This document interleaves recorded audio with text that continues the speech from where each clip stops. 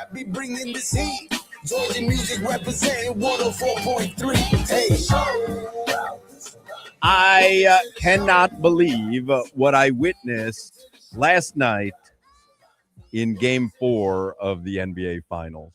I cannot believe what I witnessed. I don't know how Solana feels. I don't like the Knicks either, but that was impressive. I don't think it was impressive. I side with Charles Barkley, who thinks it was some of the worst, dumbest basketball you will ever see an NBA Finals team play, which is San Antonio. And I'm not taking away credit from New York, because to stay mentally in that game, I was watching Mike Brown after the game, and he was saying, at halftime, we didn't show him any tape, any film. We just kind of said, hey, by the end of the third quarter, if we can have it by 15-17, we'll have ourselves a chance. And I think it was 15. San Antonio, I want to use a word that I can't use. San Antonio, that I still can't believe what I witnessed.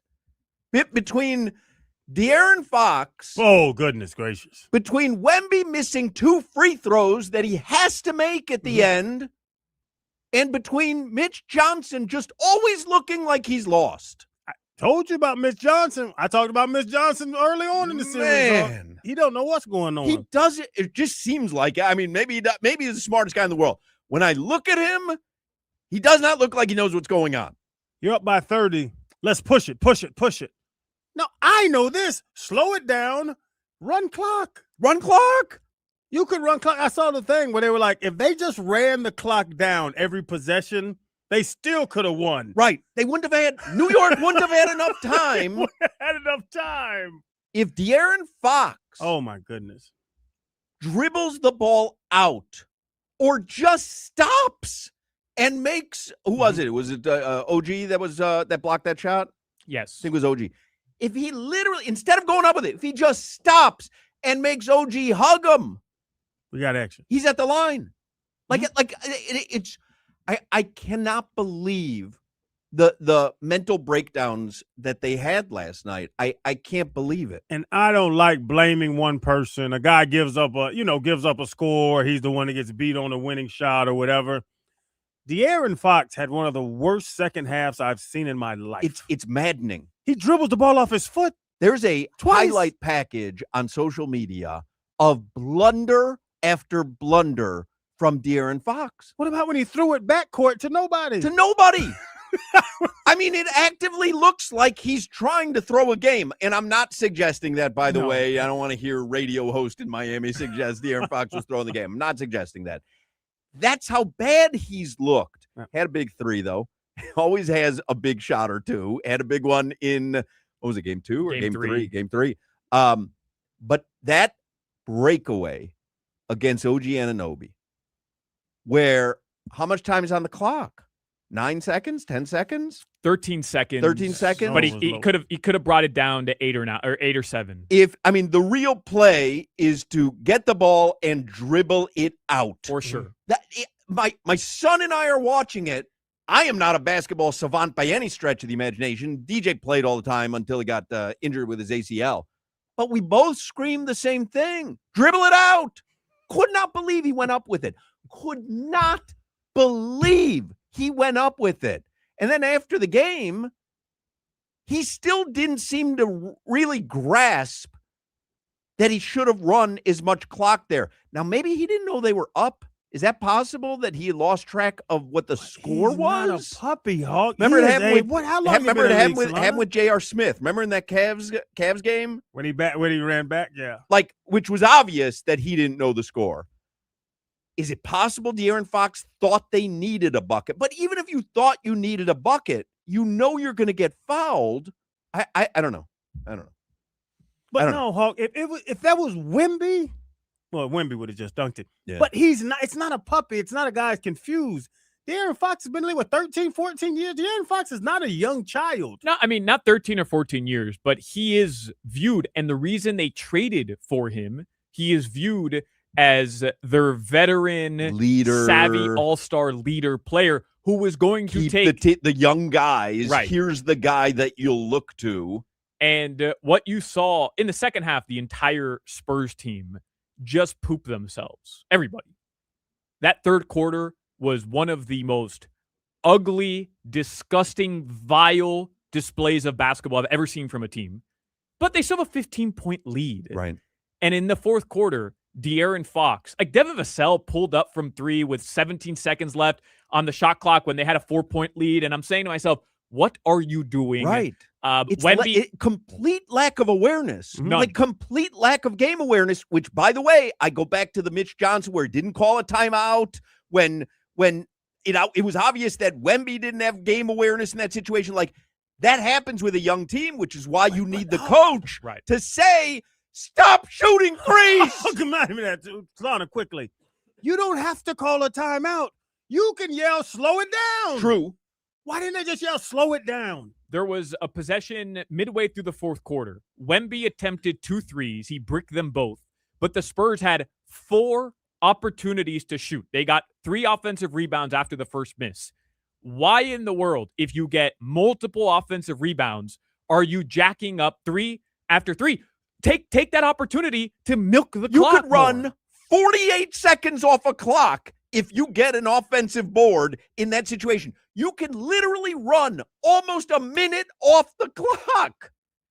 They can't hit a shot in the second half, but they keep taking ill-advised shots. Why am I so mad? Because it was stupid, Hoch. No, it was stupid. Because it was basketball, stupid. and this series should be 2-2. And there's Ron, one of our sales guys, wearing a Knicks jersey, and he's humping our window. And I'm like, yeah, I'm angry. I am angry. You don't have to be Greg Popovich or Eric Spoelstra to see what happened. When they won Game 3, what did they take? 30 more free throws than the Knicks did? Why are they shooting 3? Drive. When Wemby went crazy in the second quarter, he was going downhill. You get a lead, and now it's time to shoot threes. It really doesn't make sense. I don't give a damn who you are. You could have saw that. Wemby missing 2 free throws also in that spot. Like, he shouldn't skate by for Killer. that. But De'Aaron Fox had turnover after turnover. And still, after the Knicks took the lead, they get the lead back. He gets the stop. Think about this. He would have been the hero. He got the stop. Yeah. He pokes the ball free. Yeah. And it's almost like he realized, oh, they're going to come foul me. He slowed up a little bit. And then once OG finally caught up to him is when he goes up, which is what I don't understand. Once you felt that pressure, now dribble out. Now you dribble out. And he waited for the pressure, then goes up. It gets swatted. And then he leaves OG Anunoby to cover Jalen Brunson. By the way, I understand that. You send help. I'm not trying to nitpick that because obviously you send the extra defender. That's what leaves OG wide open to crash the basket. And Mitch Johnson, I understand Wemby's the best defender in the NBA and you want him in that spot. But now you realize what Greg Popovich learned with the Game 6 disaster in Miami. Don't take your best rebounder off the floor. Don't take the 7'50" guy away from the basket when there's 9 seconds left on the clock. That should have been Victor Wembanyama's rebound. That's right. And it should have been Vassell or Castle and De'Aaron Fox who were guarding Jalen Brunson. Correct. It's not only Victor Wembanyama in that situation who can stop a 3 from Jalen Brunson. It's a 3 to tie the series. D up Jalen Brunson. Like, you've got other guys who can do that because Wemby is going to be much better suited if there's a miss. It was a brilliant, as silly as the shot looked, was a brilliant shot by Jalen Brunson to shoot it with enough time for them to crash the boards, for exactly to happen what happened. Yep. You get a 30-point lead, leaving Victor Wembanyama on their lesser player, the Josh Harts and all that, and still staying in the paint. Then when the game's on the line, and Vassell and Castle guarding him chest to chest from half court, game's on the line, Wemby, go get Brunson. You got to lead by leaving him in the paint. Now you're sending him out to the perimeter? I get it in theory. He's the best defender. You're going to make it as difficult as possible for Jalen Brunson to take the 3. Like, I get it in theory. I really do. He's the defensive player of the year. We can't forget that. But the Knicks played that so well. Perfectly. Hey, take the contested 3 with enough time on the clock so no matter what, all of us can go get that rebound. And the one guy you couldn't leave unguarded getting to the boards is going to end up being the MVP of this series, or should be, OG Anunoby. I'm actually happy for him. Like, he's a great player. He's fun, and he's a good dude. I'm miserable that the Knicks won that game.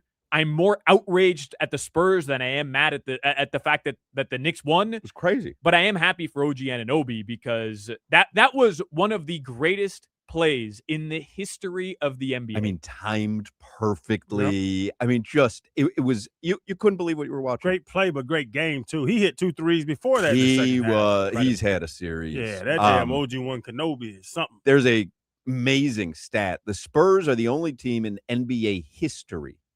This includes regular season, playoffs.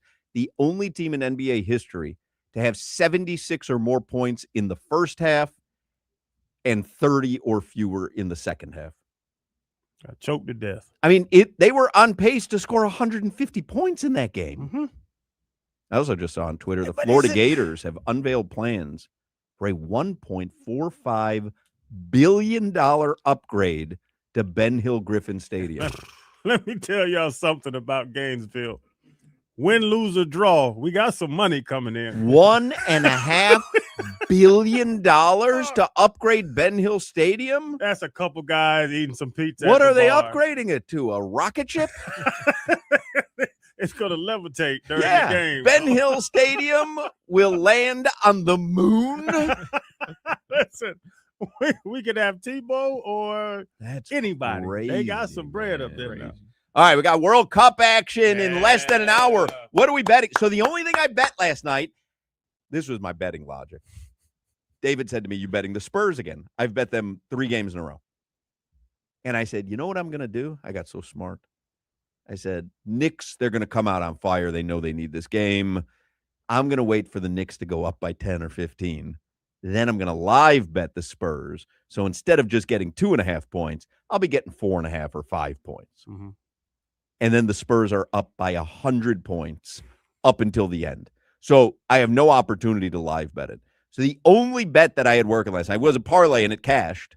It was 2 or more made threes from Wemby, 2 or more made threes from Jalen Brunson. So I won that. And Solana and I yesterday, you were off yesterday. Solana and I yesterday had said, hey, if we win some bets, then we'll bet the World Cup. So we have a game in less than 45 minutes. So are we taking, because Lee Sterling said Mexico to advance to the group of 16, but Mexico plays at 3:00 today, right? Yeah. Opening match is Mexico, South Africa. We talked about it earlier. It's a rematch of the 2010 World Cup opening match, which was played in South Africa. That game played to a 1-1 draw. And Hawk, I told you yesterday, I like Mexico to win this game outright. Mexico to win in 90 minutes. And that's minus 240, by the way. Minus 240.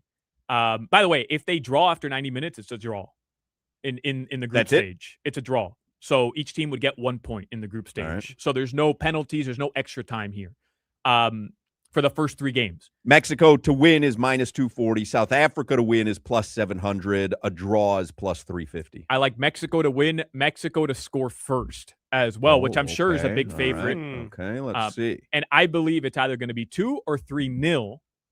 I don't know exactly how we could bet that or we could parlay that, but I will say this, and I didn't know this until this morning as I was researching the game. Mexico does hold the record for the most opening matches in World Cup history. So they've actually hosted the World Cup. This will be their 3rd time hosting it, more than anybody.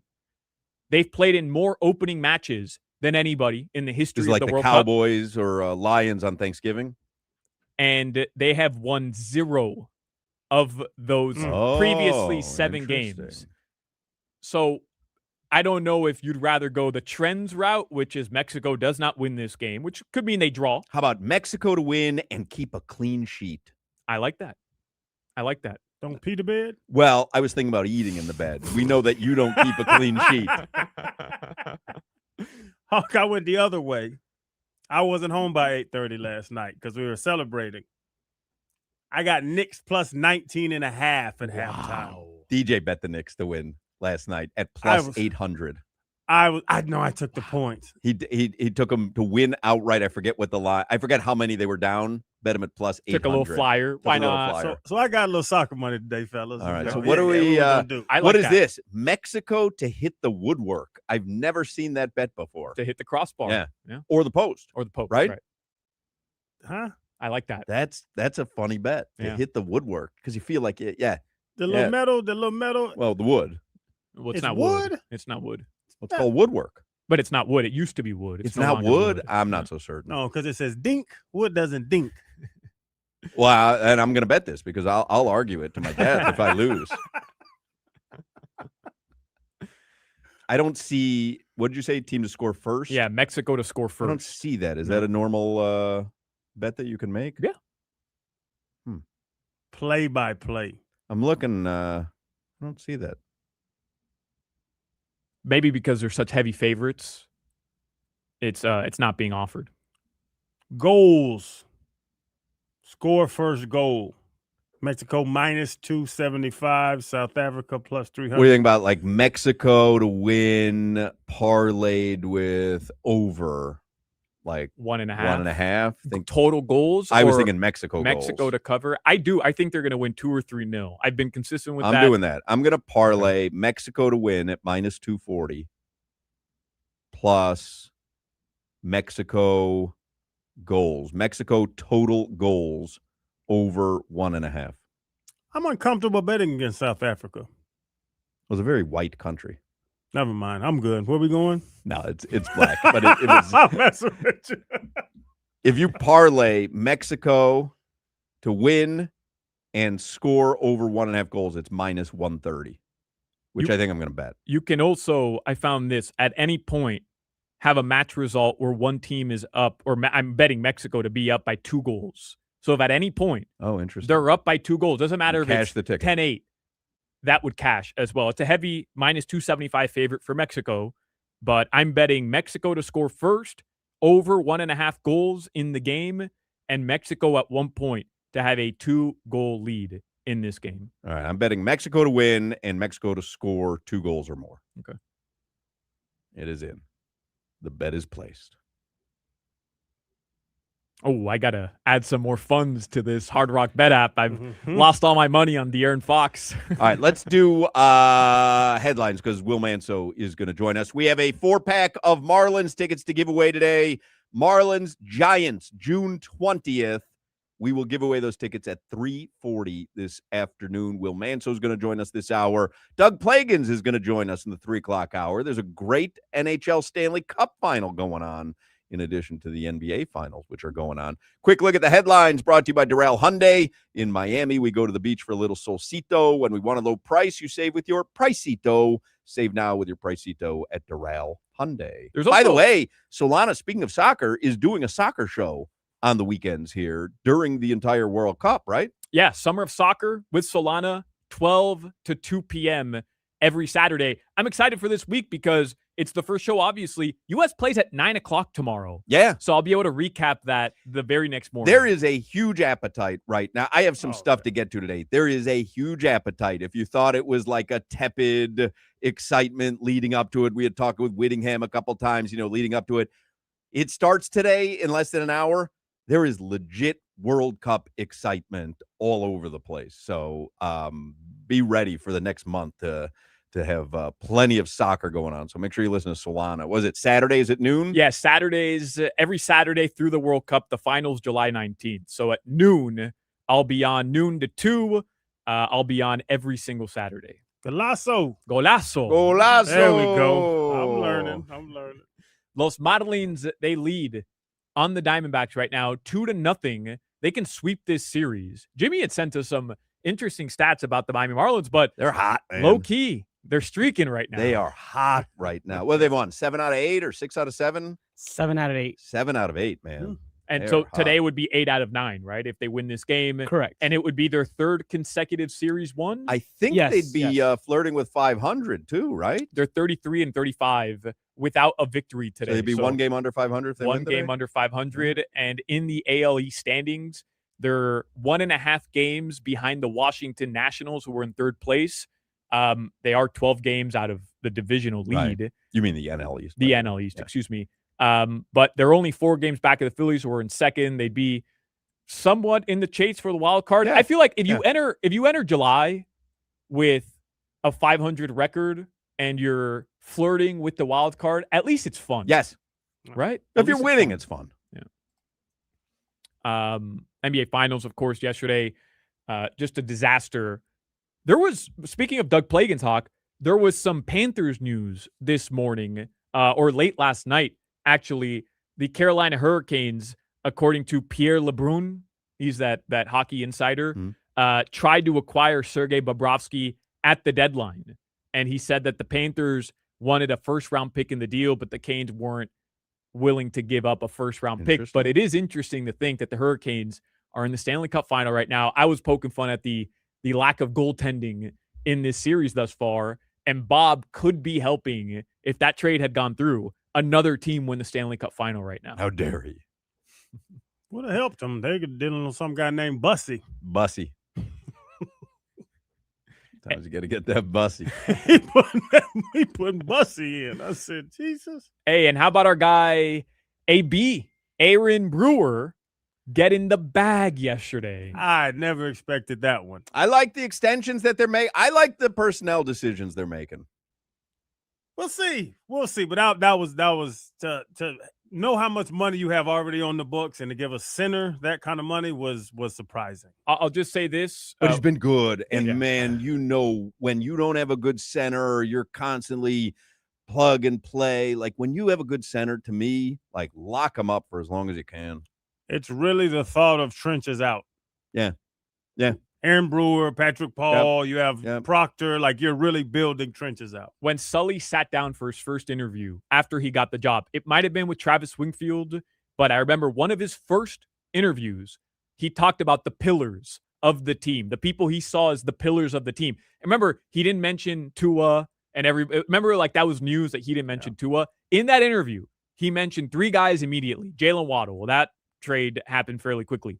But he mentioned Devon Achane, Jordan Brooks, and Aaron Brewer. Mm-hmm. And 2 of those 3 have gotten paid already. Yeah, and I would expect Jordan Brooks to get paid at some point as well.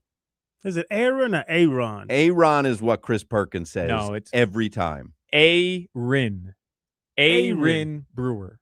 Aaron. It's not Aaron? It's not Aaron, and I've heard some people say Aaron, like the Key and Peele sketch. It's not Aaron. But I know Chris Perkins, every time he's on with us, says Aaron Brewer. Joe Shad tweeted it phonetically. Do I have that right? Yeah. Phonetically, Aaron Brewer. Aaron Brewer. Aaron. But it's a O. Yeah, I'm going to say Aaron. Aaron. Could just be Aaron, like every other Aaron. That's true, too. It could just be Aaron. You'd be rich. You start getting cutesy. Aaron. Okay,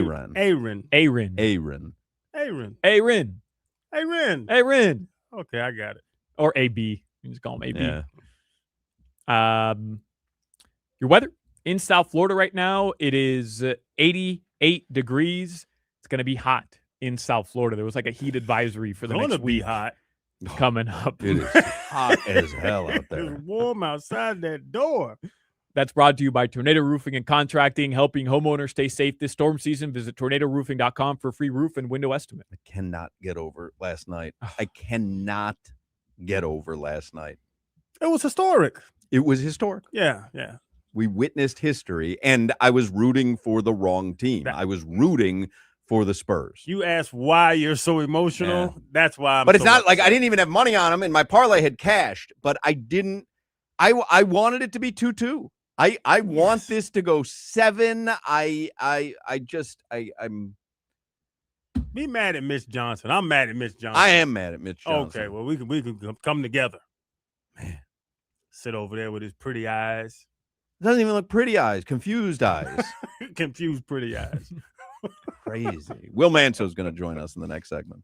If your garage door is outdated, damaged, or not hurricane ready, don't wait. You got to call Allied Doors. We are in hurricane season. Give them a call. Don't let your home go without protection, and those doors upgrade your home fast. Allied Doors has been serving South Florida since 1966. That's 60 years of trusted family-owned service. Don't have, if I'm calling you out or if it's your neighbors, there's always that beautiful home, well-kept yard, and the garage doors are terrible. Don't do that. Call Allied Doors. They'll get you right. Huge in-stock inventory, same-day service, and custom impact-rated doors that are built and protect your home fast, plus the LiftMaster openers. LiftMaster is amazing. We have them on our personal property, my wife's investment properties. quiet, fast. They are the best, and they're built to perform. Call Allied Doors today, 954-942-8550. That's 954-942-8550, or visit allied-doors.com. You mention this ad, you get 300. I just look up, you got your mouth open. I'm just entertaining the streamers. Don't worry about me. You mention this ad, you get $300 off of the best, and that's Allied Doors. Don't wait. Call Allied Doors today. You're listening to the Hawk, Crowder, and Solana Show. Yeah. What did you think about shaving your ass? Got what you cute.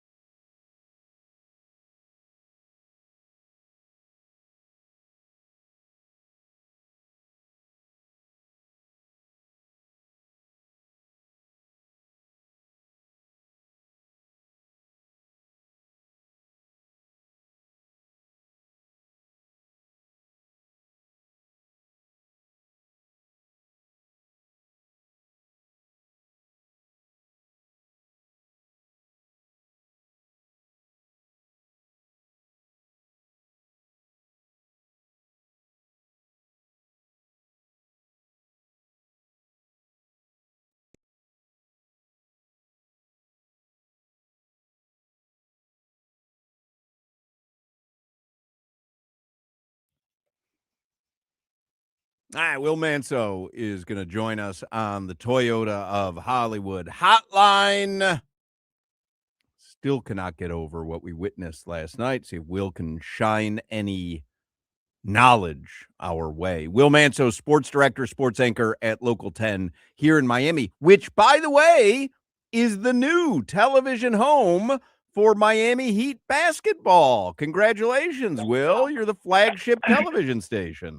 How exciting is that, man? We're still on a high for the announcement the other day. You know, it was a long time coming, but it finally worked out. And we're so excited, man, to bring Heat basketball for free and to have the app for free and everybody in South Florida wins. By the way, if it's loud, I'm at a CVS on South Beach because I'm going to a World Cup party here for Local 10 that I have to report on. Yeah, I mean, so World Cup South Beach right now. Where's Channing? Channing, meet me at the Clevelander, man. What are you doing?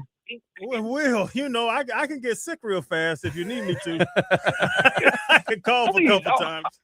I'll buy the first round. Oh, deal. Hey, I'll buy the first round at CVS. I'm not feeling too well. You want a Yoo-hoo? I got the first round of Yoo-hoos. What can we do with what the hell happened last night? Will, are you a Knicks fan? Because I know you're a Giants fan, so I don't know how deep your New York fandom runs. No, my New York fandom is basically the Yankees, because my dad was a diehard Yankee fan, and then the Giants because I learned how to follow. You know, I loved LT as a kid. That was my guy. The Knicks, I rooted for Patrick Ewing. I moved in '85 to South Florida, so it was right at the beginning of Patrick Ewing.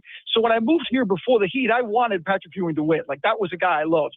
But no, I'm not a Knicks fan. Though I have to admit, I'm impressed, guys. What they have done, the way that they have been resilient and bounced back. Last night, there was no chance in hell anyone outside of that bench thought that they were going to come back. And I'm not even sure if that bench thought they could come back down 29. What they did was incredible. And after game 1 and 2, we talked about it. I just like this. Mitch Johnson's getting to me, Will. And as you know, I'm an unnamed assistant coach of my daughter's basketball team. I can scream "slow it down" from the sideline. Why are they shooting with 17 seconds left up by 20 something? Yeah, there was so much that bothered me. And look, I get that sometimes it's the players. Obviously, the players decide what they're going to do sometimes. But like you said, as a coach, you could easily call a timeout, which he did at one point. It seemed like they were trying to slow things down, attack the ball in the paint, work the ball around to the open guys. None of that happened. But I thought the thing I'd blame on Johnson more than anything is they ran the offense through De'Aaron Fox the entire fourth quarter. And I couldn't understand why when you had Dylan Harper, who I know he's young. I know this is his first go around in these kind of games, but I think he's proven that he can handle it. He was phenomenal last night. Yet didn't take a shot in the fourth quarter. I mean, it didn't make any sense that the ball wasn't working through him or trying to keep doing the things they had success with early. So, yeah, Johnson, if they lose this series, which, guys, I think we all agree they probably will, Johnson's under a lot of heat because they really should be up 3-1 in this series. Instead, they're down 3-1. Will, in 10, 15 years, what will we remember more about that game? Is it the OG Anunoby tip-in, which could very well go down as one of the greatest plays in NBA history, or at least finals history?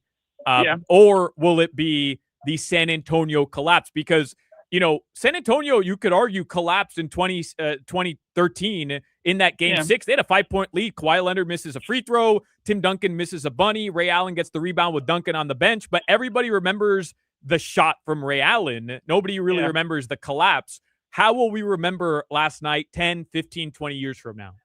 I think you kind of answered it yourself in the sense that I think we tend to remember a moment, right? And not a stretch. Like, we remember the Ray Allen shot, the rebound, Bosh, kicks out, Allen, you know, boom, bang, whatever. That's the stuff you remember. I think last night you'll remember the tip-in more than anything, but I think Spurs fans will certainly remember up 29 and blowing it. But no, I think we remember moments. I think we remember shots. I think if you watch the game, you'll recognize that they had it and blew it. But that play with OG, the shot, the miss, he cuts in, and especially after he had just made such a great defensive play on the other end on the Fox drive. I mean, everything about that play is going to go down in NBA history as one of the great moments, one of the great plays and singular moments in NBA Finals history. Do you have questions now about, and I understand, very young in his career, about Victor Wembanyama? He had that weird finish to game 2. He missed 2 huge free throws last night. Do you have questions about Mitch Johnson? Do you have questions about De'Aaron Fox? Like, are you questioning the makeup of this team and the guys who probably are supposed to be helping Wemby in the infancy of his career, which are De'Aaron Fox and Mitch Johnson?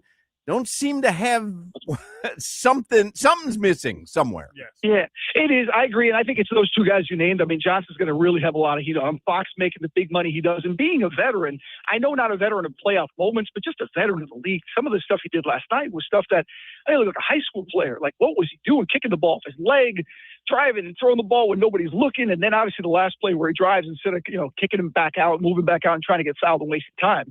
I think Wemby's legacy is impacted, obviously, if he never wins a title, if this is the only time he gets to the finals, if he never becomes that guy. But if he continues to be the guy I think we all think he likely will be and win 1, 2, 3 titles and be an all-time great, I think he'll get a pass in the sense. 22, he still put up big numbers. And as you said, the guys that maybe he counted on aren't producing. I will say this, though. Their nucleus with him, Castle, and Harper is about as good as you can get when you balance the talent and the age. So they're going to be back, and they're going to be a force to be reckoned with. But in this series, it's been pretty recognizable, the experience edge of the Knicks over them. And, Will, speaking of Wemby, I saw this morning. I was watching ESPN. He's 1 point away from a suspension with the flagrants and all that. Yeah. There's no way you could suspend Wemby for game 5, 6, 7. Like, that would be crazy. Would they swallow their whistles if he does elbow somebody else in the face? I mean, he's going to have to punch somebody at this point to get that call. It's going to have to be where he loses his cool, pulls a Draymond Green and punches somebody. I mean, I don't see where an elbow or a shove. I mean, we saw it the other day on the play with Jalen Brunson that didn't upgrade it. I mean, it's going to take a lot, but I'm not sure if that's going to matter anymore because I don't know how this team recovers from this, guys. I just don't. And Nick seemed like a team of destiny, and OG's been phenomenal, and Jalen was great too, and Cat has had his moments in the series and throughout the playoffs. They just look like a well-balanced, good, experienced, quality team. And by the way, credit to Mike Brown, who honestly doesn't get enough credit for the job he's done throughout his career, and I think he's done a great job with his team. Will, where do you stand over the past, I don't even want to say 24 hours. I want to say the last maybe 12 hours in the Giannis Antetokounmpo saga? Because here, from what I gather, is everything that I know. Out of nowhere, Bill Simmons claims that Boston is in the mix quietly behind the scenes. And by the way, I just read a tweet from someone saying that the Heat are legitimately concerned about Boston right now. Yeah, I saw that. I read the same, guys. Here's how I stand. I stand the same place I have during this process. I don't buy any of it outside of, hey, the Heat want him. The Bucks are interested and there's offers being made. Like that's the basis for me of where I'm going to stay until this move gets done, regardless of whether it's the Heat or somewhere else, because the smoke is going to be coming from agents, from teams either trying to up the cost or trying to, show they have interest and maybe they're not interested, or agents trying to pump things around to where they want their player to go. I don't get too caught up in it. All I know is the reality I think we can all agree on. The Heat want him. I think it's pretty clear Giannis would be happy here if this is a move he's made. And the Bucks, I think, are in a position where they finally decided that they are going to move him if the price is right. So now we just wait the next 10, 12 days to what happens before the draft, because he's going, in my opinion, to get traded. And I think the Heat are in the best position as they've been in throughout this whole process to finally pull the trigger and get it done. And what about the social media stuff? I don't know if you've been following it. And look, I don't know how you feel about it, but Tyler Hero allegedly no longer follows the Miami Heat. There was some trolling being done yesterday between Tyler and I believe his brother on Instagram. There's some people reporting that Bam and Khalil Ware don't follow each other on Instagram anymore. I don't know, Will. What do we do with that stuff? What do we do? I think we laugh at it. I think we joke at it. The social media element, I think, is fun. And by the way, players eat this stuff up. Like, a lot of times you'll hear players say, like, oh, I don't pay attention to that stuff. Of course they do. They read the comments. They look at the things like that. They spark stuff on their own on what they want to get attention to. And is Tyler trolling and having fun? He probably is a little. Do I think Tyler is maybe a little hurt? Sure. I mean, he's said as much over the years. His name is always in the mix in the trade, whether it's for KD or Giannis or a Kawhi or a Dame or whoever comes up. So that gets old for a player who's been in the league a while and had success. But as far as to whether it means he's actually going to get traded to the Bucks and this is going to happen, I don't pay any attention to that. I don't think that has anything to do with what's really going to happen. Well, we're talking about rumors. I saw today the Jaylen Brown stuff started kicking up. Do you think that's legit? Because Jaylen can play ball, Will. I mean, I'd take him up my team. I don't care what anybody says. I mean, sometimes people are, you want to talk about him because of he plays for the Celtics, he's the team you hate and all that stuff, but the guy can ball. The guy is a legitimate 25-point scorer who's still in his prime. Yeah, I know the stuff about going left. I mean, that's kind of a problem. That's been a knock on him for a long time. But as far as the player you're getting in the production, look, I think the bottom line is the Heat need somebody. They need to make a move. They can't make a lateral move. They can't stay put. They can't run it back. So whatever name of us superstar is out there, we saw what a move for Norm Powell did last year. It didn't move the needle. Norm Powell was an excellent player who made the All-Star team. He did everything in his power to make the Heat better, yet the Heat didn't get better. Because the reality is they need a superstar. Few are available, and the one right now that's available that seems to have a legitimate shot to come here is Giannis, and they got to do everything in their power to try to get him. Will Manso from Local 10. Will, so the Heat games will be on Local 10, anything that's not a national game, so you figure about 70 games, maybe less if Giannis does end up with I think the Miami. minimum is 68. I think we will get at least 68 and up to maybe 74, 75. But I hope we get 68 because if we get 68, that means that he got Giannis. Is anything changing on the broadcast? Do you know? Is there any info you can give us?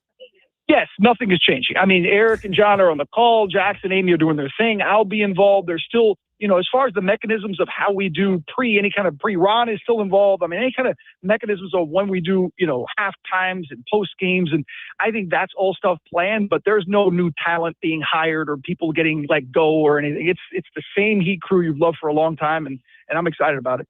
So it won't be you and Clay with the coach's clicker? I thought it might be you and Clay. It'll be, let's go to the Clay's corner. Let's wrap it up to Clay. Is there room? Satellite from Aventura. Is there room for Solana somewhere in the broadcast? He's looking with longing eyes. A little WQAM Local 10 crossover, Will. I mean, perhaps you shouldn't have done all those sports Sundays with Mike Cunha. Yes. He betrayed us for so long that it's going to take a little work, but he's always welcome back on the show. He's always welcome. That would be great if it's me and Crowder on the Heat broadcast on Local 10, and you're toiling away with Cunha. No one watching CBS over there. Yeah. We're starting our pregame at the Clevelander, guys. Let's do our first pregame right here. So I'll see you in about 45 minutes. So this is super exciting for Local 10. Everybody has to be super excited, huh? It is. Look, in all seriousness, we have been about a year now, roughly, not an ABC, and we have been trying to, move around programming. We have Jeopardy and Wheel. We got Family Feud coming.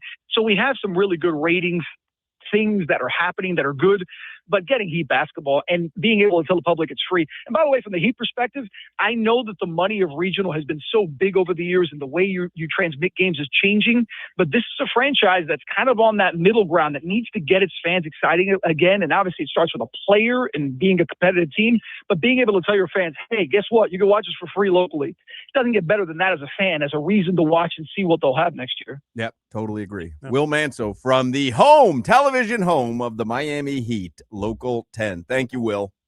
All right, guys. Anytime. There you go. Will Manso from Local 10. I'm not feeling that well, fellas. I gotta go. Got a meeting Gotta at the go, Clevelander. Gotta go meet Will on South Beach. Yeah, my stomach's hurting. Totally understand.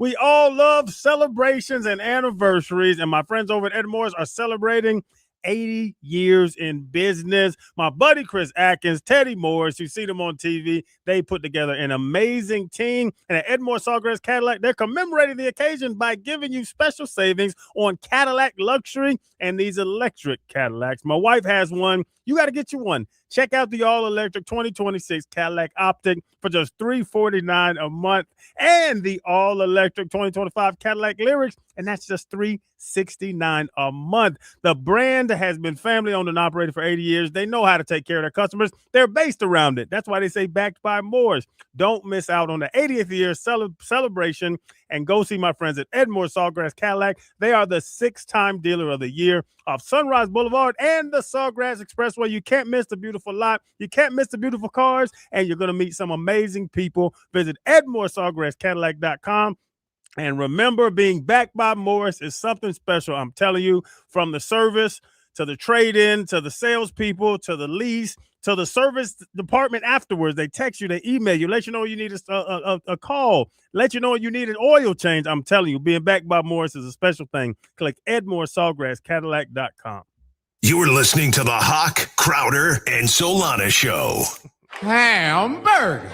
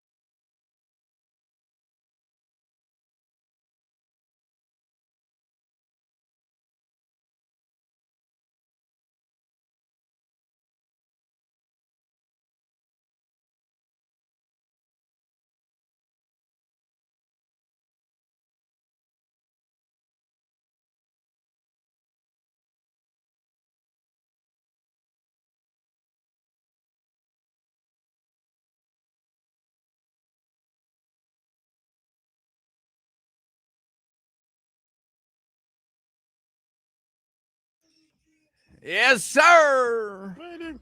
Thank you, Georgie. And you know what the 3 o'clock hour means. World Cup action is underway. Let's go, baby. The 2026 World Cup. This game is Guadalajara. It's in Azteca Stadium, which Is that Guadalajara? I believe is just in Mexico City. All right. Well, it is Mexico and South Africa. Look at that crowd. Getting underway. Crazy. I was reading something from Jimmy Shapiro, sportsbetting.ag. We always have people on from sportsbetting.ag. It says sports books have always looked to the Super Bowl and March Madness as the undisputed twin peaks of sports gambling. Soccer, however, has lived at the breadcrumbs of American sports betting culture, a niche interest relegated to morning distractions for a dedicated few. But this summer, as the FIFA World Cup arrives on North American soil, the global game dynamic is about to change in a dramatic way. With the 2026 FIFA World Cup kicking off across the United States, Canada, and Mexico, industry analysts estimate that as much as $4.4 billion will be wagered on the tournament in the U.S. alone. That figure represents more than double the handle of the 2022 World Cup in Qatar. And he says, to put it in perspective, approximately $1.7 billion was wagered on the Super Bowl earlier this year. March Madness drew an estimated $3 billion in bets. The World Cup, spread across 6 weeks and 104 matches, will dwarf both of those totals. That's incredible. When you think about the amount of money that is going to be wagered on these matches, us included, because we're all in on this Mexico-South Africa match. Come on, Green. And because it is sick. Yeah, you got to tell me what colors I'm rooting for. And Mexico is wearing their traditional green home jersey. Verde. Come on, Raul. Verde. Verde. No, Solana, we were talking about it. How like ESPN, I just watch sports. I just enjoy watching sports, ESPN, all the things. It's 305. Dale. God bless. Dale. Thank you, Jimmy. You're welcome. 305 on the show is sponsored by Miami Lakes Chevrolet, where you walk in as a customer and drive out as family. By the way, one other giveaway is going to happen. One other interruption to our broadcast is going to happen at 3:40. Doug Plagans will be on with us, but at 3:40 we will give away a 4-pack of tickets to see the Marlins and San Francisco Giants on June 20th at Lone Depot Park. What were you saying? Oh, we were talking about how like now just watching ESPN randomly, whatever, just wake up in the morning, take the kids to school, come back home. There's a lot more soccer coverage. There's a lot more insiders. There's a lot more everything. You can see how it's blowing up media-wise as well. You will not be able to avoid the World Cup over the next 6 weeks. If you're a sports fan, and really beyond sports fans, you will not be able to avoid the World Cup.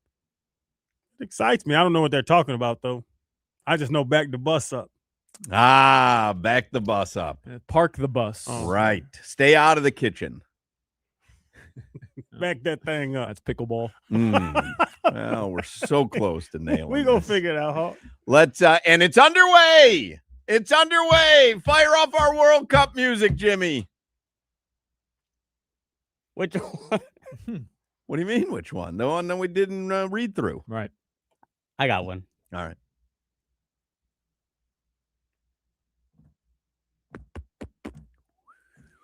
You got one ready now? Can you whistle? Oh, I can whistle. That's That's like one. I'm probably the best whistler in this building. Okay.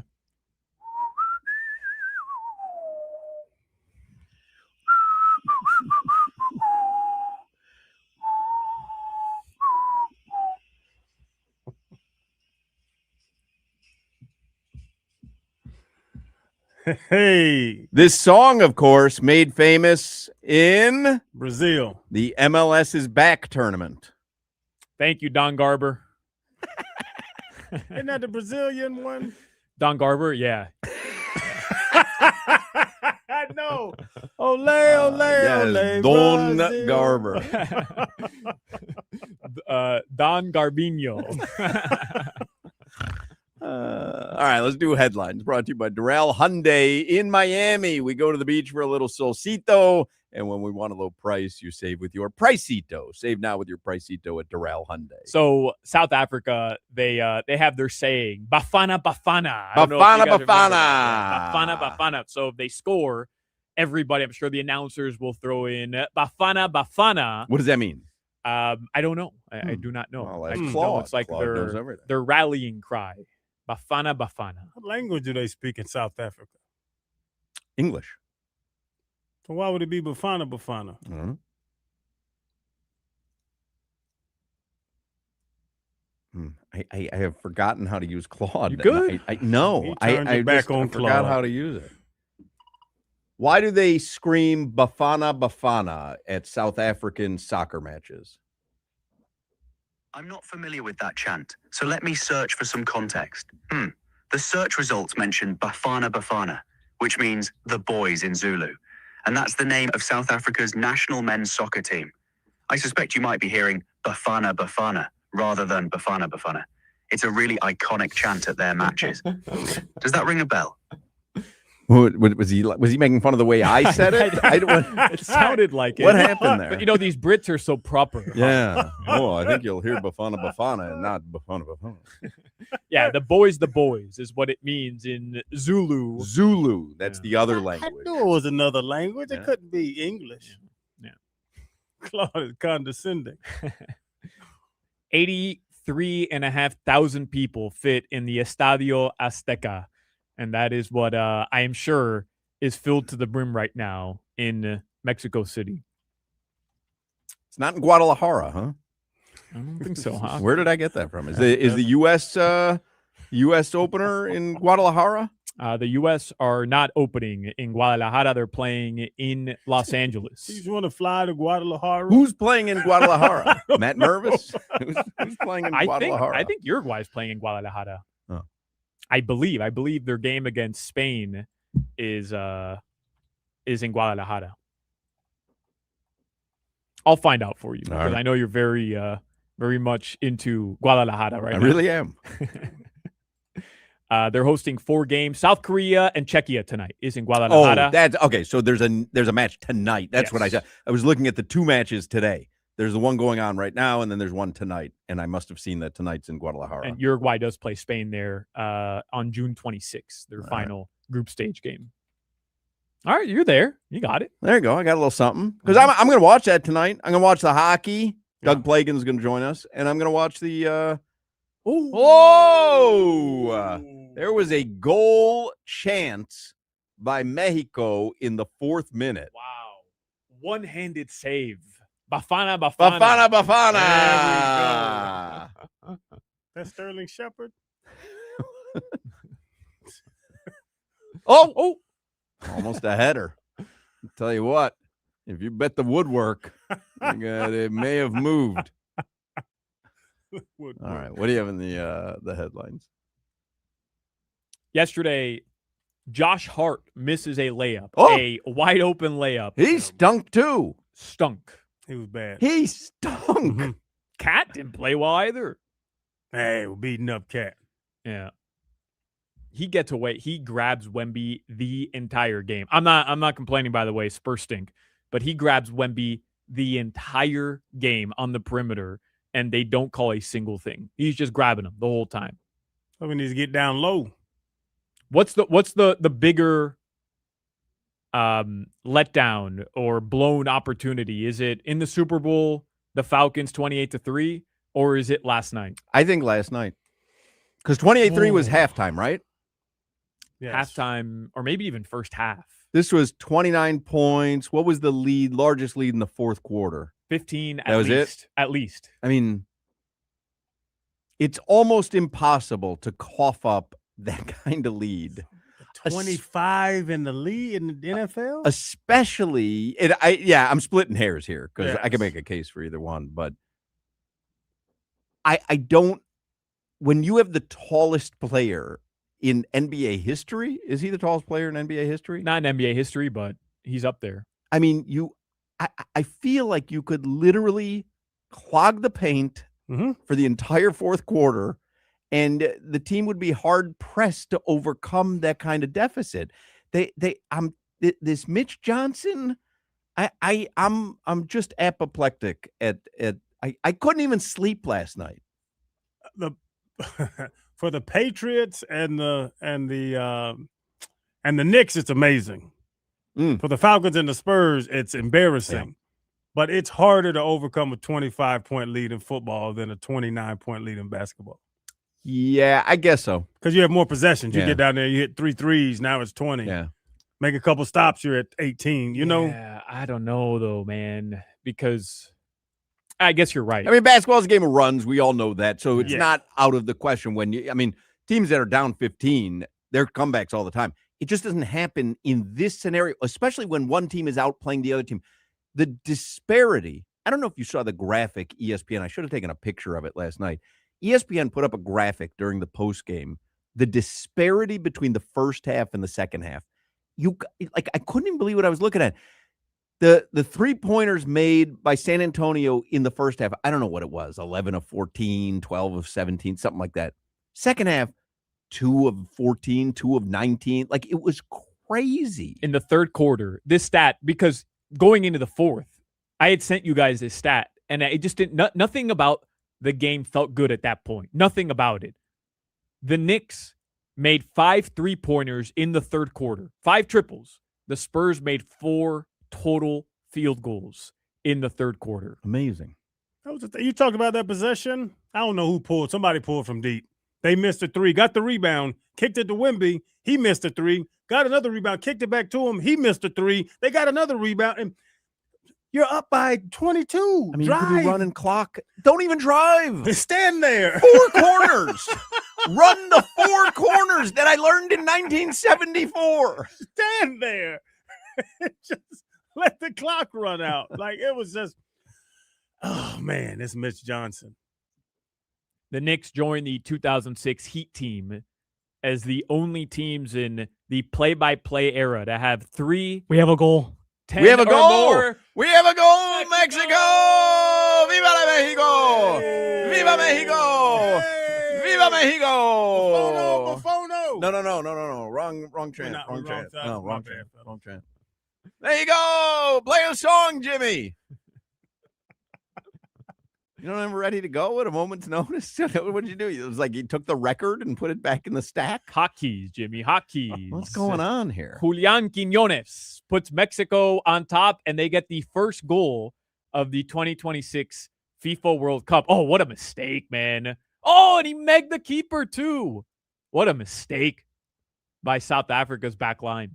Still haven't found the song? Embarrassing. Well, shouldn't we have a Mexican song?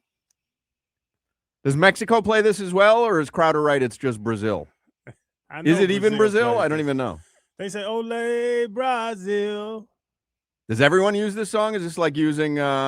Nobody uses the song. Is this like using Seven Nation Army, where every stadium uses it? Nobody uses this song. Ole, Brazil. I've heard that. Yeah, I mean, ole, ole is a very popular chant. Man, we need one more Mexico goal here. And we are looking. Well, you still need them to win. Need them to win, but they're not blowing a 2-0 lead. Okay, we just watched a Knicks Spurs game that literally could not have been lost by the Spurs. You're going to do that in the 10th minute, huh? I have never felt better about a result. If Mexico goes up 2-0, I've never felt better about a result. Jimmy, this is a 6-week tournament, and I feel like we failed on the first goal. You just kind of popped on and said, we've got a goal. I just think we should be doing better at this. This doesn't seem – I don't think that was worthy of the first goal, but all I'm saying is we've got 6 weeks to correct this. So I'd like to come up with something better than what we just did. No problem. All right. We got a goal. A little more excitement, maybe. I mean, none of us were paying attention. I'm going to be honest. My eyes can't even – I can barely make out the game from here. You got to get some glasses, Hawk. You get What happened? get those glasses with the 2 different thicknesses on them. That'll make my day. It is bizarre. We have such tiny televisions. Tiny. Here, We have right? these cavernous studios. Cavernous. And they bought these TVs. Had to have bought them from a guy's trunk at the Pollo Tropical on 191st Street. These had to have come with some DVDs. I got 4. Right. Like, how many studios do you have? Because you could buy. I know. I just upgraded a TV. You could buy a 75-inch TV right now for like $300. Yeah. I think I'm coming in tomorrow with a TV. I'm bringing a TV in here. It's crazy. I got a TV in my garage. You know, I worked at a radio station once, the Gator 98.7 FM in West Palm Beach. I was the promotions director. And our morning host, his name was Seabass. He's a surfer, blonde hair, just sun-gnarled skin, like just a surfer and just, I mean, out of his mind. Morning host, just in his own world. This is unbelievable. I get a call, like this is my purview somehow. I get a call from the general manager one morning. He's like, do you know what Seabass is doing in the studio? I don't know what he's doing in the studio. He hired a painter. He painted the studio a different color. He didn't like the color of the studio. He hired a company to paint the studio. Can you imagine what would happen if Claudia and Steph and, Paul, Len, if all of a sudden they walk in one day, there's painters in here, tarps are laid all over the place, and they're covering the equipment, and they're painting the studio. Guy was out of his mind. Let's try it. But I'm going to bring in TVs. I'm going to hire a company to remount new TVs in here. I got one at the house. I'll bring it in. I can't see anything. Soccer's too far away. I like a little closer version. Look how far they are. They're little ants. Yeah. It's a big field. You got to be able to see the right perspective of the pitch. Tighten up on them. Okay. You guys just write down all your ideas to fix All right. the most popular sport in the world, and we'll get them. He's talking specifically about the people. telecast, not the sport. Jimmy, call FIFA. On it. So what have you come up with, Jimmy? You said you were on it to do something else for goals. Have you come up with a couple ideas? My idea is when Mexico scores again, I have like a Cinco de Mayo page. You have a Cinco de Mayo page? No, not page, but I have like songs for Cinco de Mayo. All right. Yeah. Well, that's good. I like that. Now, what do you have if South Africa scores? And be careful. Jimbo. I got nothing. Well, you can't have nothing. What if South Africa scores? You're gonna fire off the Mexican hat dance? No, I'll look for something else. Well, but prepare it now. You can't say something else. You have something for when South Africa scores. I don't. I'm looking now. All right. Well, be careful. Watch it, Jimmy. Watch it.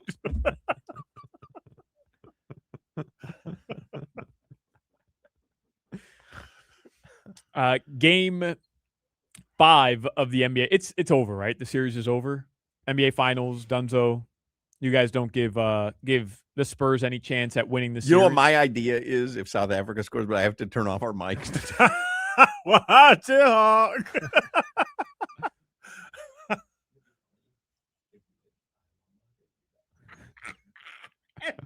Not me. All right. Forget about it. I'm not going to tell Jimmy.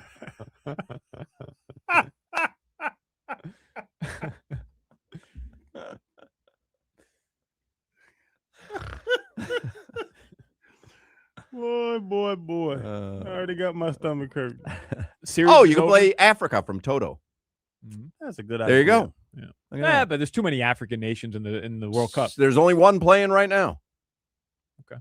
I mean, just play Waka Waka, which was the official South Africa song. That's exactly what I was doing. Yeah.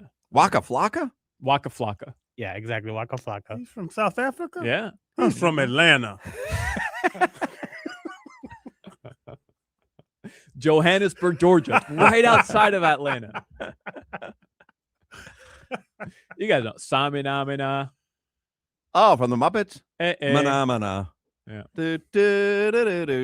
Mana mana. I didn't know that was the South African goal song. Mana mana. Phenomena.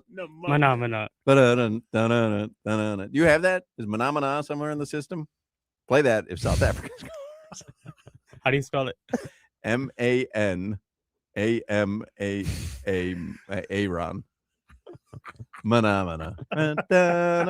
That's a great song. You know that song, yeah? No. Yes, you do. From the Muppets? Yeah. Watch the Muppets? With your kids? No, my kids are 14, 13. Like, we miss Muppet time. No, but you had Muppet time.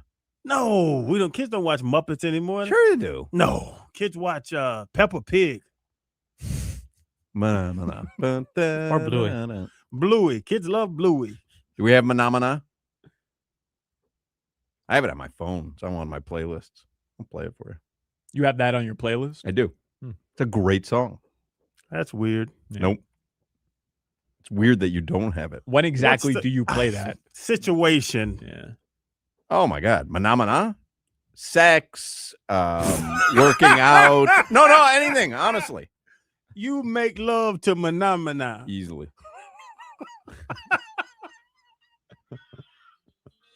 Well, that's not the real Muppet version. Get out of here with that Bobo crap. You do not have it. You don't throw no swiper to Manamana. Oh, take that back. No good swiper. Yes, that's the best swiper. when Hawk would throw a good swipe. Manamana. What was your prime, Hawk? We were showing out. Ooh, tough question. That's a tough one. Circle back. Circle back. Yeah, you know.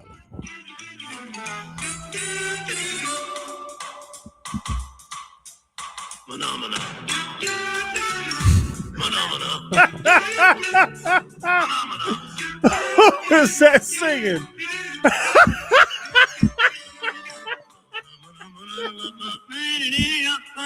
It's a Muppet. It's the words. Manamana. It's not a word. You have that in your phone.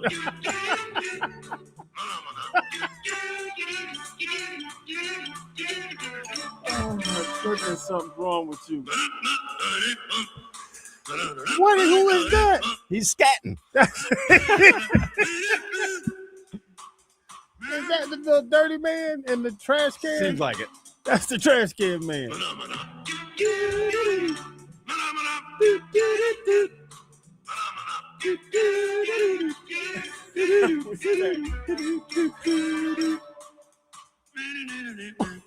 What did you make this playlist? I can't believe you're pretending you don't know this song. I don't know this song. Phenomena.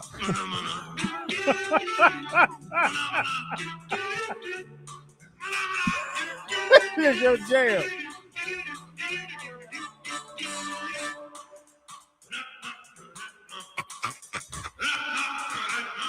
He's just mumbling. It's the first mumble rap.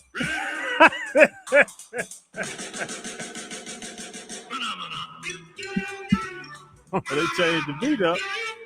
They riding now. It's a good jam. It is a banger. It is. Phenomena. They see it. Oh, As that, you cannot tell me that you couldn't throw it down to that song, man. the big ending. That song is legit. Wow. That's ridiculous. What a great song. Never heard that before in my life. Manamana. No, Never I don't heard believe that. it. Hawk, never heard I that don't before. believe. You've never seen the video for Manamana? No, it's a dog mumbling. Manamana. I added that to the DBJ list, by the way. Yeah, for sure. Great call. Phenomena. We missed 6 goals during that. Phenomena. That, ladies and gentlemen, concludes your World Cup update. Phenomena. Buddha just texted me. That song is the best. Man, That Buddha, song stop is lying. great. Phenomena. John Ruth just texted me the video. It's a great video. telling you. Y'all I'm get not out lying. Y'all get out of here. Phenomena. When was the Muppets popular? The TV show, I think in the 70s. Yeah, 70s. Because they changed that rock and roller coaster ride that was Aerosmith at Hollywood Studios and Disney World to the Muppets. Like they reconfigured the entire ride. They did? I thought there was a Muppets ride already. No, that will be the. Oh, I don't know. There might be. They're gonna that Muppet ride, Muppet Vision 3D. That's gonna be replaced by Monsters Inc. Oh, this Monsters Inc. They shoving it down your throats. You don't like Monster Inc? Yeah. I'm Roz. Oh, I'm so funny. I'm Roz. We just listened to a dog sing. Yeah, it was 1,000 times more entertaining. Roz.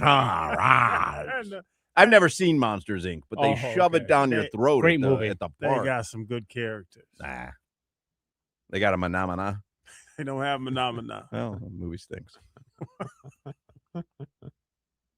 Yeah, I was surprised they changed Aerosmith to the Muppets. Like I never watched the Muppets. But in other words, it's a Muppets roller coaster? Yeah, it's rock and roller coaster. It's the same coaster, but it's themed as Muppets. With phenomena? I'm sure Like, can you choose Phenomena. that song? They play the songs for you. Yeah. I'm sure they have that song in there. Is the Muppets like Doug Plagan just tweeted out, jumping on 104.3 to talk Stanley Cup right now. Wait till he hears his surprise. I'm playing Phenomenon. We're running so late. Is it Snuffleupagus and the Grouch? Is that? Well, that's Sesame Street, and Muppets was kind of an offshoot of that. Jim Henson did the Same thing. Right. Okay. What about the two old guys in the? That was in the Muppets. That's the Muppets. Yeah. Oh yeah. What are Muppets their were names, funny. Jimmy? I don't remember, I but know they their just names. insult everybody. Yeah, they're Yeah. great characters. They used to light people's ass up. I loved it. Old guys in the Statler and Waldorf. Statler and Waldorf. Just old curmudgeonous. Yeah, they were I love that was my. When are you favorite gonna do character. something funny? I love them. All right. Those are your sports headlines. Your weather in South Florida right now, 90 degrees hot. It'll be hot today, tomorrow, and every day for the next 8 months. That weather report is brought to you by Tornado Roofing and Contracting, helping keep your home and family safe Marlins won. when the It's storms over. roll in. Marlins win. Hey, How flip about the that? M. Let's go. Flip the M, baby. One game back of 500 now. And in fourth place, hold on. There's a penalty kick or something for That is a free kick. South Africa. Free kick. They got nothing. Nothing. They got nothing. oh, he heavy set. He shouldn't be on the field. There's no chance he's gonna make it through this game. All right. Get your free roof and window estimate today. Visit tornadoroofing.com. All right. If your manamana isn't really doing it, maybe Atlantic Men's Clinic is the answer. Just because you're getting older doesn't mean you have to feel like it. If your energy's low, your sleep is off, your weight doesn't budge, you got brain fog, your sex drive isn't what it used to be, you know I'm talking about Atlantic Men's Clinic. You're suffering with less energy, less drive, not feeling like yourself. You deserve to feel your best. And that's why I started going to Atlantic Men's Clinic to get testosterone. At Atlantic Men's Clinic, their advanced medical strategies featuring TRT, GH peptides, NAD+, GLP-1, PDA, and more treat low T and other hormonal issues to help you shed pounds and have more energy and improve your sleep and increase your sex drive. So much more, helping you get back to feeling your best. Atlantic Men's Clinic, they are the experts in treating low T and other men's sexual health conditions. They have successfully treated many men for low T. So if you're one of those guys, within just a few weeks of treatment, you're going to feel your energy return, the brain fog go away, your sleep improve, your workouts improve, your sex drive will be significantly enhanced as well. Atlantic Men's Clinic. They have 7 locations in South Florida. Call them at 877-455-7300, 877-455-7300, or visit AtlanticMen'sClinic.com. Featured therapies are compounded and have not been evaluated nor approved by the FDA. Provider prescription required. See website for details. You're listening to the Hawk, Crowder, and Solana Show. Ooh, he kicked the hell out that one. Goal!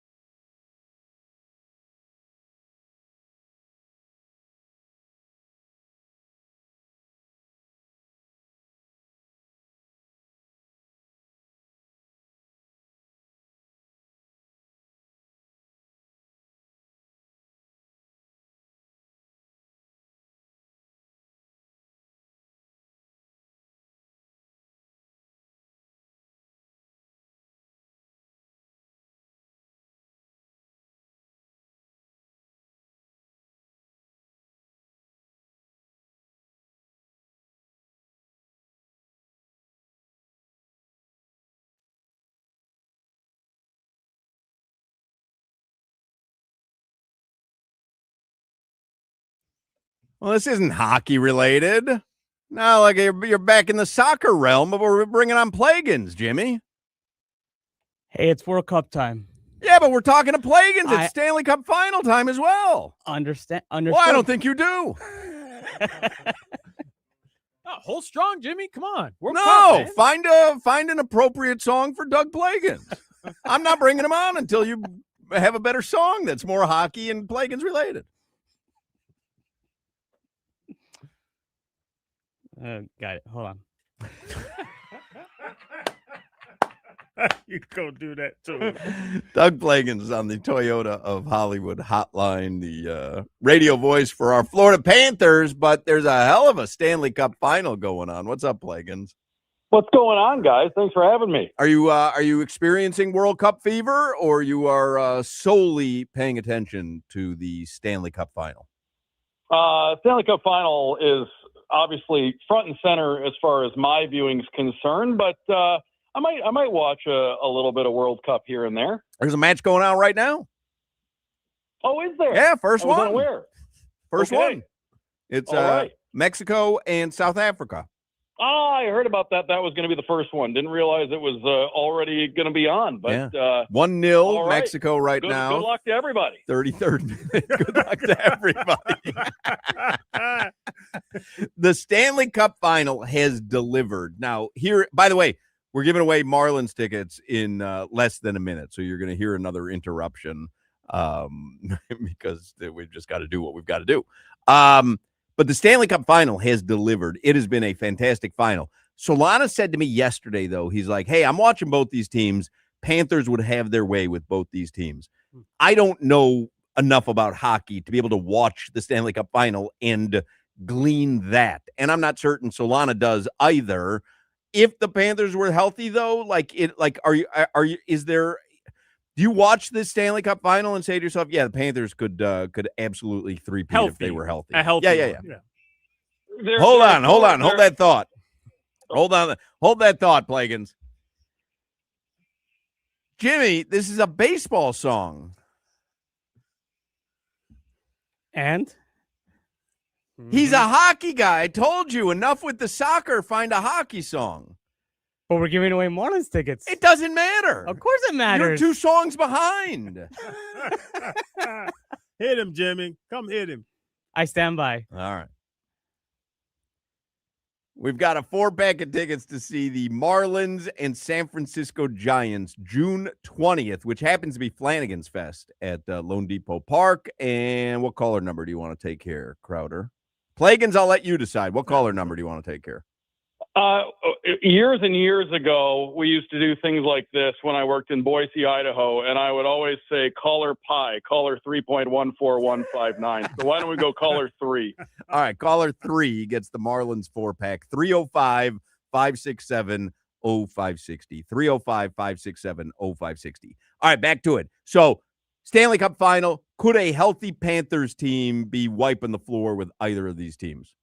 Well, I got to get to as well. That was a Real Big Fish song that just played. And as far as I'm concerned, you haven't lived until you've seen Real Big Fish live. I can't even count how many times I've seen them. I'm a huge ska fan. You are. So I appreciate the interjection of Real Big Fish into the segment. I took my son to see No Doubt in Vegas at the Sphere, and I was telling him, I'm like, this is ska music, and he had no idea what ska music was. But yeah, Real Big Fish. Yeah, I like a little bit more of like the punk infused ska music and stuff. But yeah, it's a lot of fun. Ska music's great. So anyway, getting back to it, there are a lot of different kind of angles to this. And I think first and foremost, what it tells you, the fact that we're even having that conversation, because, you know, the Stanley Cup playoffs are a war of attrition. And in some ways it is a last man standing. And that not only means that we ultimately determine who the most deserving and, you know, who the most talented team is and who the best team is, but it also oftentimes has to do with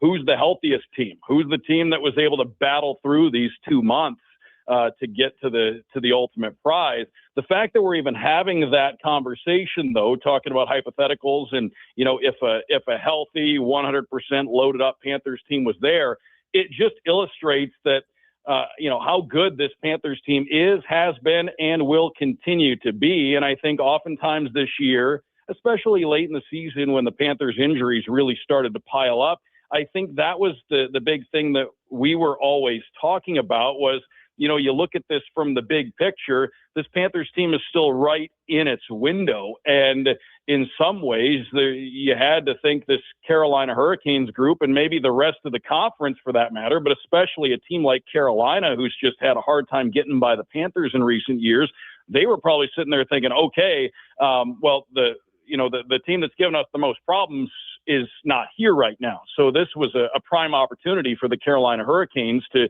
try and make a run, and they have, and now they've gotten themselves 2 wins away from finishing the job. So it tells you just how good this Panthers team is and that they're very much still in the window. And the second next season begins, the Panthers are going to be right back to being one of the top contenders and maybe even the favorite to win the Stanley Cup. We'll just have to wait and see. But you look at this series, and it has been one for the ages through 4 games, and especially the fact that we know it's going to go at least 6 games. It's kind of becoming a classic, and in some ways, it hasn't always been the most picture perfect hockey, and probably not how either of these 2 head coaches really wanted things to go. And both teams are probably sitting there thinking we could be up 3-1 right now, and neither team expected to give up as many goals as they have. I think we would have all probably gone into this thinking it was going to be a low-scoring series just based on how structured these 2 teams are and how little they had given up leading up to this point. But we've gotten a little bit of everything here in this series. But again, that being said, like I said right off the top, the fact that we're even having these ideas about, what would this look like if the Panthers were there? How would they fare against these 2 teams? There's no question that a healthy, loaded Panthers team would be right there in the mix with teams like the ones that we're watching in the Cup final right now. And Doug, just explain this to me, because I watched the Panthers, go to 3 and win 2, and it just looked different. But you talk about goals scored against. 9 goals in total first game, 7 second, 9 games, 9 goals scored in the third game, and 8. Like that, is it good defensive hockey? Is this better hockey than a 1-2 or a 1-0 game? It's more exciting, but is it a better hockey? I think in some ways I've always been one to say you don't necessarily need a bunch of goals to have a good hockey game. We have seen plenty of really entertaining 2-1 games over the years. And on the flip side of that, just because you have a ton of goals being scored doesn't mean you're watching a great hockey game either, or at least not the way that either team would want to play it. But the way this has gone to this point, I think there have been some stretches where both teams have certainly made more mistakes than they would want to. I mean, you don't have this many goals being scored without somebody making mistakes on the ice. That's just, going to be a product of a game like this. When you have this many goals being scored, there are clearly mistakes being made. But I think we've had, like I said, plenty of cinema, plenty of theater, all the lead changes. Dan Rosen from NHL.com, I heard him do a radio hit this morning, and I think he said it was something like 11 go-ahead goals in the series to this point through 4 games. I mean, that just shows you how no lead has been safe through this thing so far. And I know we have conflicting views on momentum and what that means within a game, within a playoff series, things like that. I don't know who would have the upper hand here at this stage. It'd be hard to not say that maybe it's Carolina a little bit, just because they're the team that's going to be home when things get going tonight. And maybe they're feeling pretty good based on the fact that they were actually able to protect a lead late last game, which is something both teams have had a hard time doing in this series. And maybe they've gotten a little bit of energy coming off making the switch between the pipes, whatever could be taken from that. But this is a tough one to forecast now, as it's been reduced to a best of 3, and it's going to be an exciting scene tonight when we watch this one get started shortly after 8 Eastern. Did you enjoy watching Barkey return for Team Finland at the International Championships as much as I did, Doug? Just a little taste of what's to come when he's back on the ice for the Cats next year. Oh, it was outstanding. And I know that, especially in the case of the Panthers, sometimes people with the World Championships, it's an interesting tournament because you do have a really high level of play. You can learn a lot about a lot of players, especially some of the young players that get opportunities. And there are opportunities for certain players to play for their national teams in that tournament that maybe they wouldn't have otherwise, because it happens as the Stanley Cup playoffs are getting going. So a lot of the top NHL players who are playing in the playoffs aren't going to get an opportunity to play in that tournament. But in the case of Alexander Barkov, it was great to see him not only play in the tournament just to get some competitive games under his belt, but to be able to dominate in that tournament. Looked like he'd not missed any time whatsoever. And to be able to throw that Team Finland jersey on, because I know that it wasn't the Olympics, but you know how much it would have meant to him to suit up in the Olympics for Team Finland back in February. Obviously, with the injury, didn't get that opportunity. To be able to see him do that and help Finland to a gold medal was certainly special, and something that I know is going to probably pay off, go a long way for him. He missed the entire season, and to be able to play in that tournament, to shine in that tournament and get some good game action under his belt with training camp just a few months away, no doubt that was productive for him on a number of levels. Mexico just hit one off the post. Went off the post. Now, if you bet, we found that there's a bet called off the woodwork. Mm-hmm. You could literally bet if a team's going to hit one off the woodwork. If you bet that for this match, you just cash. Can you call it off the woodwork, Plagins, in hockey? If a puck goes off the post, would you ever say that? Off the woodwork. I would say off the iron, because the post isn't made out of wood in hockey. Right. And I don't think it is in soccer either, is it? It used to be. Used to be. Okay. What about in hockey? It used to be. That we'd have to go back in the. I don't know if there was a precursor to the modern. I'm sure it was made out of wood way back. And I'm sure it evolved into the metal that we know today. I don't know if there were any other different materials involved, but yeah, if we went back into the. I love when he gives a good answer to anything. Today is we're out of time, Plagins. Today is National Corn on the Cob Day. Are you a corn on the cob guy? Not a fan. Really? Yeah. Because? Just doesn't tickle my fancy. You don't like the manual labor involved in it? It's, that's where, again, you and I often think the same way on foods. I was going to say it's a little too laborious for my liking. Yeah, I had a feeling. Like a elote corn. You like the corn already? Oh, elote? Yeah. Cob? Yeah. I like corn on the cob. Oh, okay. I like it. You like to gnaw on it? I do. You go to town? I can go to like the South Florida Fair and get one of those fresh grilled ears of corn. Get after it. Oh, it's just, because they dip it in a big vat of butter. Yeah. And then you're just, because I would never gnaw on that turkey leg at Disney. Yeah. But I will gnaw on a corn on the cob walking through the South Florida Fair. I would say my top 3 favorite corns are corn chip, corn flake, corn pop. Oh, I thought you were going to say Corn the band. I like them too. Bakersfield's own. I do like corn. If you've never seen them live, even if you're not a huge fan, my goodness, can they bring it? They're good. Somebody had put on the chat, and I'm imagining this is true. You must be a mighty Bosstones fan. Love the Bosstones. Yeah, I've seen them a couple of times over the years. One of the best live shows I've ever seen. Mighty Bosstones. Ska. Mm-hmm. Yeah. My favorite ska band is a Grand Rapids, Michigan band called Mustard Plug. I've seen them, I think, probably 13 or 14 times. Wow. Jimmy, who's your favorite ska band? What's that? All right. Is it an acronym? I don't think so. Just Nope. SKA. Ska style of music. Oh, okay. Yeah. All right. Well, I think we've come to the end of the internet. Like EDM. Correct. Electronic dance music. Yeah. So SKA means nothing. Ska. Edmonton music. That's right. I've heard that before. EDM. That's a funny joke. All right, Plagins. I can't wait to be actually talking like Panthers hockey. But we still got to get through this Stanley Cup final, so we're still a ways away from that. But always good catching up. 2 months. We miss you. 2 months, and then Yeah, the I guess Panthers. so. Miss you guys too. But the ratings have been good for this. People are paying attention, and even though you've got 2, southern markets, if you will, it seems like people have really taken notice of this series, just if for no other reason than the fact that it's been flat out entertaining for a number of different reasons. It is. It's been a great series. It really has. All right, we'll see you, Plagans. See you guys. Thank you. There you go, Doug Plagans, radio voice for the Florida Panthers. We'll take a break. 4 o'clock hour is next. Crowder and Solana Show. Me sube la bilirrubina. WQAM broadcast.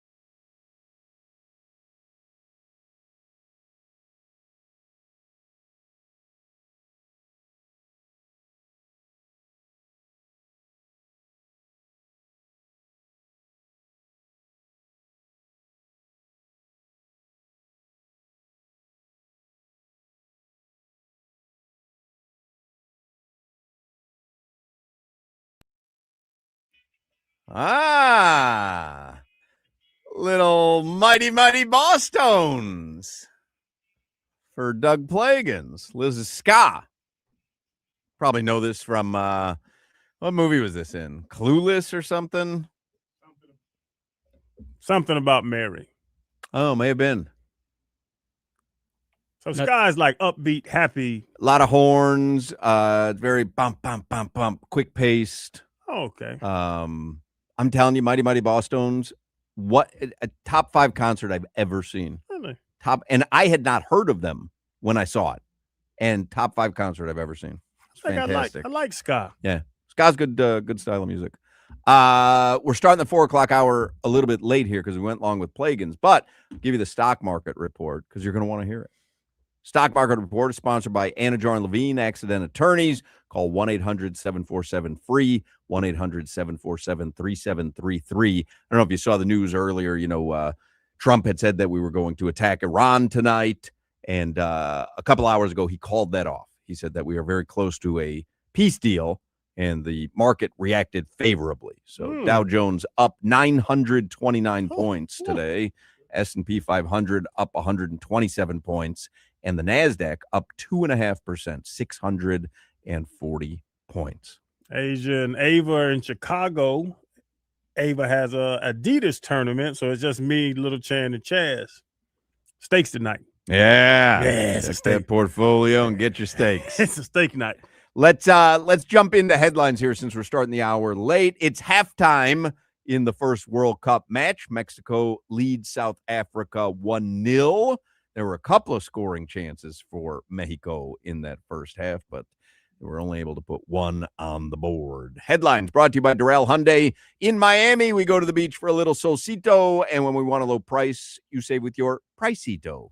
Save now with your Pricito at Durrell Hyundai. Yeah, it could be 2 or 3-0 even right now, but it is 1-0. There is another World Cup game tonight. South Korea plays Czechia. Those are the other 2 teams in Group A. All right. Of course, the United States will play Paraguay tomorrow in L.A., Inglewood at the L.A. Stadium. That's 9 p.m., right? 9 p.m. Canada plays Bosnia and Herzegovina at 3 p.m. tomorrow. I am still fascinated. I keep getting this Twitter feed. My Twitter feed keeps coming up with this Florida Gators have unveiled plans for a $1.45 billion upgrade to Ben Hill Griffin Stadium. It says here on Front Office Sports, it's expected to be the most expensive stadium renovation in college football history. What are they doing? You can build a new stadium for $1.5 billion. You can build a new stadium for less than $1.5 billion. What are they upgrading for $1.5 billion? Well, it's a historic, let's say, Ben Hill Griffin Stadium. Let's be honest about that. And they're really building a new one. They're just keeping the same thing. There's going to be new chairs. There's going to be new boxes. There's going to be new restaurants. There's going to be new everything there. They're putting $1 billion into an old stadium because it's historic is what they're doing. Because I'll be honest, the swamp, it wasn't like the lore of it was the swamp, but it wasn't like immaculate. It wasn't like SoFi. It's garbage. I don't want to see it. You always go too far. Well, I'm not going too far. I'm being 100% honest. If it only needed some minor improvements, they'd only be putting $20 million into it. They're putting $1 billion into it because it's garbage. The atmosphere is incredible. Yes. I've been to a couple games at the Swamp. The atmosphere, incredible. Well, it's like the old Orange Bowl. We loved the old Orange Bowl, but it was garbage. Yes. But that was part of the reason that we loved it. Yeah. And that's what it was. The atmosphere was there, but if you really, and I'll be honest, the garbage, you go too far. It was not the most technological upgraded stadium in the nation at all. And now with this the new age athlete, like they want to come get wowed by stuff. When they visit and they do a stadium visit, or their families come and do a stadium visit, and you're sitting on a bench and there's no sight lines from the concession stand to the field and stuff. Yeah, you got to keep up with the Joneses. So my mom, dad, and sister have to sit on these aluminum chairs the whole game? Right. They also put the recruits next to the visiting tunnel for the visiting locker room, which did not go over well when the Miami Hurricanes kicked that ass at the Swamp and came over to the recruits and were telling them, come to the U. By the way, this is what they should have done with the Orange Bowl. I mean, we all love Lone Depot Park. We love the Miami Marlins. But in 2007, when they opted to tear down the Orange Bowl, they should have been finding investors to refurbish the Orange Bowl and keep the OB in Miami. And I'll be honest, I've been to Texas. We went in an interview with Steve Sarkisian, and like Texas Stadium is crazy, bro. I mean, there's money on top of money in that state. It's there. You can't open your eyes without seeing a big screen TV somewhere. Carpet everywhere. You know, just the boxes are. There's 2 levels. Or I mean, 3 we've seen levels of Jerry's boxes. World in Dallas. Like, oil money is unlike any other money. And now you got to think about it. Now Florida has to keep up with Texas. Yep. Florida got to keep up with Georgia, where they're going to have to redo Between the Hedges. I forget the name. They're going to have to redo that because that's kind of the historic thing at Georgia. They're going to have to redo that to impress people again. Skip Bayless has tweeted out, it's already becoming clear the new face, Wemby, of the NBA, has this in common with the old face, LeBron, no clutch gene. Late missed game winners, missed crucial free throws, killer turnovers, disappeared in last night's second half. 0 blocks, 0 defensive rebounds, 1 of 9 career late/close.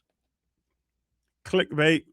But it is ridiculous to say that he's in common with LeBron, who can close anything at any time, including a 3-1 deficit in the NBA Finals. I was thinking about this a couple days ago because a Skip Bayless montage had gone viral of all the times he had come after LeBron. You know, he called him, doesn't have the clutch gene, Queen James, followed by a LeBron highlight proving him wrong only days later.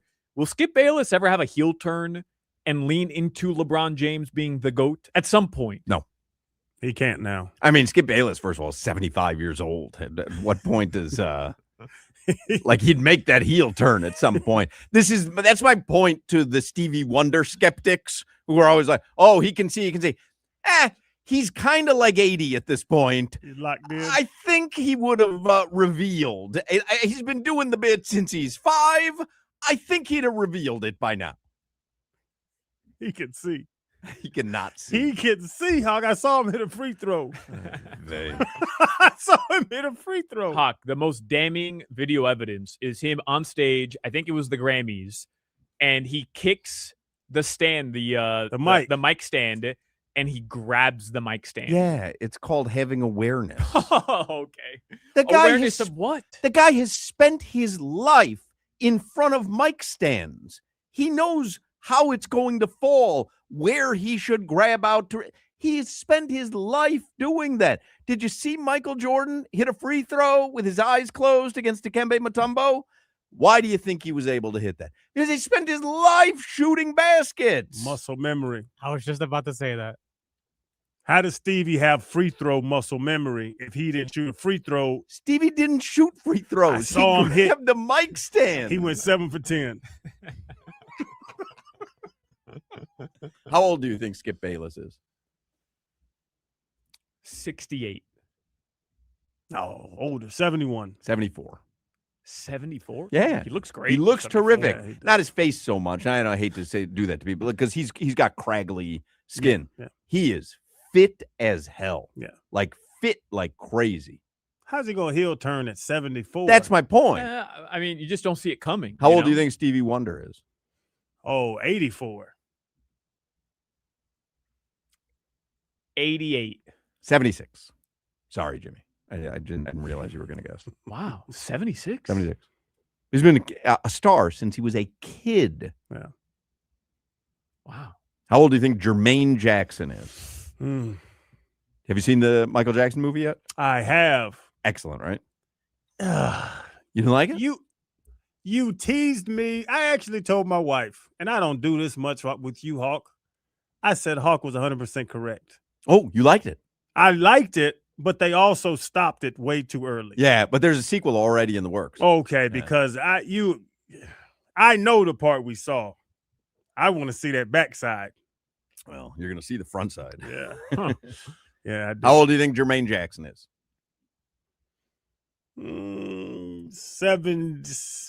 66. I can't even. I have no idea. Yeah. 71. 71. What's the mother's name? Catherine Jackson. How old do you think Catherine Jackson is? She's still alive. Well, 90-something. 96.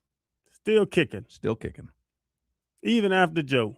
That's probably thriving after Joe. That's a warrior. When did Michael Jackson's dad die? Like, when did he pass away? Was it before Michael Jackson? No. Oh, so it was after MJ. Yeah, I mean, not before. Then it would be after. You deduce that from my no. He needed some clarity. Red card. We've got a red card. Who got a red? Looks like it's going to be Bafana with a red card. That's big for our Mexico bet. Right. Who got the red card? South Africa. Oh, okay. Yeah. So that means they have to play with 10? Look at this guy's last name. I was about to say, what is his last Be careful. name? I thought I just glanced up there. And I told you I can't even see these screens. And in my head, I'm like, does this guy's jersey say bleep hole? But then I'm like, well, I must not be seeing it right. But obviously I was. Yeah. Wow. Did they go in a box, like a penalty box? No, that looks like it's going to be outside the 18-yard box. So it'll be a free kick, a dangerous. But if you get a red card, aren't you out? Yeah. So they play with 10? Yeah, they're going to play a man down the entire game. And there's 40 minutes left in this game. Wow. Second half is only 5 minutes in. But Mexico is going to have a clear chance on goal here, just outside the penalty box. I'm ready. Oh, that's right. You got to be ready, Jimmy. I am now inundated on my timeline because I've clicked on 2 of these Ben Hill Griffin Stadium stories. It's all I'm getting. I saw a video pop up on my Instagram 2 days ago. Inside UF, a esports lounge that they built. And you're probably thinking, oh, they have a couple monitors, a couple PlayStations. For students or for athletes? For students, for the entire student body. You would think it is a Dave & Buster's, but just dedicated to esports playing. It is unbelievable. It's amazing, these universities now. Unbelievable. I'll tell you after this penalty kick. Is it called a penalty kick? This is a free kick. Free kick. Oh, he just kicked it into the man's kicked chest. it right into the yellow jerseys. Kicked it right into the wall, and then And shanked it. and What was that? the rebound went Why into, they let him kick? into the 17th row. I feel like I could have done that. They need to pick somebody else for these free kicks. What was that? Listen, I saw both of you kick a soccer ball out there. Well, that's pretty much what I did. he could have hit that garbage can. I was telling my son, because he just graduated University of Tampa, but these schools, they're all cruise ships now because you're paying cruise prices. The parents are, or if you're paying it yourself and working it or taking out student loans. It's like being on a cruise ship. And I told him that for 4 years. I go, your meals are covered. Your activities are covered. They have everything available to you at your fingertips, but they all have to keep outdoing each other. It's such big business. If I'm paying $100,000 for his college education, well, there's a lot of companies that want $100,000. So it's like, well, if you come to our dorms, we come into the dorm room and throw out your garbage for you. Well, if you come to our dorm, and you're Laundry choosing, you're choosing these universities and colleges because of the accoutrement beyond the education that they're offering you. It's crazy. I can't even count. Like, it almost was normalized to us at UF. You're in there working out, like the team's working out, and there is tour after tour that just come and stare at you like you're a fish in a fishbowl. Yeah. And they just want to just look at you for 5 minutes. Yeah. And now you have a beautiful facility, and now you're coming to see that tour over Miami or over Florida State or over that, and you know you're going to pay the same amount of money. Yeah, you got to upgrade. I hate to say it, Hawk, because you just probably paid a lot of money for tuition, but they're doing this because the degree that you get after 4 years is not the same as it was 30 years ago. No, so they have to find new ways to get you to university. I said to David, you grow up over 4 years of college. I did. I don't think, I learned radio because I joined extracurricularly the University of Miami radio station. It wasn't a class. It was something that I had an interest in and found that I enjoyed it. But to go there and, unless you're going to Yale or Harvard and you're going to be a rocket scientist, you come out with a degree from University of Tampa, FIU, USF, like it's just a college degree. And that's great. I'm a believer in education, but I believe it forms you as an adult. Mm-hmm. And I also believe it's a good stepping stone to real life. Once you're in real life, you're in real life. I'm not telling anyone who's not in real life or who's in real life right now anything that they don't know. When you're in it, you're in it. Mm-hmm. There's really no getting out of it at that point. God bless you if you can be in real life and then all of a sudden you decide, you know what? I'm going to take a year and go backpack across Europe. God bless you. I don't have that in me. There are people who can do that. God bless them. I don't have that in me. The moment I entered real life, it was like, okay, I got to pay my bills and I got to pay my insurance and I got to, got to do my car payment or whatever. Once you're in it, you're in it. So I think those 4 years are great if you can afford it because it puts off the reality of real life, which is going to be the rest of your life. The backpackers are called trust fund babies. Not always, because Not really, some of them, man. they come back and now they don't have $1 and now they're starting from square one. Like it happens, where people go, yeah, I wasn't really ready for this real life yet. I want to find myself. You hear people there, they want to find themselves. A gap year. Yeah, a gap year. But a gap year I can understand. To the class. But here's the thing. I can understand a gap year. A gap year? Before you've started real life. So after high school or after college, you want to take a gap year and then say, now I'm starting real life. I get that. I'm talking about people who start real life. They're in it for 3 years. They go, this isn't what I expected. I'm taking my gap year now. You're in real life now. No more gap years. What's a gap year for? It's to stave off the grind of real life. To run from life. You should have a job. If you're taking a gap year, money. If you're taking a gap year, if you work during college or work during high school and you put some money aside because you specifically want to backpack across Europe for a year, like I admire that. That's great. But when that's done, then you start real life. I'm talking about people who start real life. They go, you know what? This isn't going so great. I'm going to go backpack across Europe. And I'm like, oh, all right. What I tell my niece and nephews, because I got 26, 25, 24, 21. Now I call them. They used to call them, what's going on?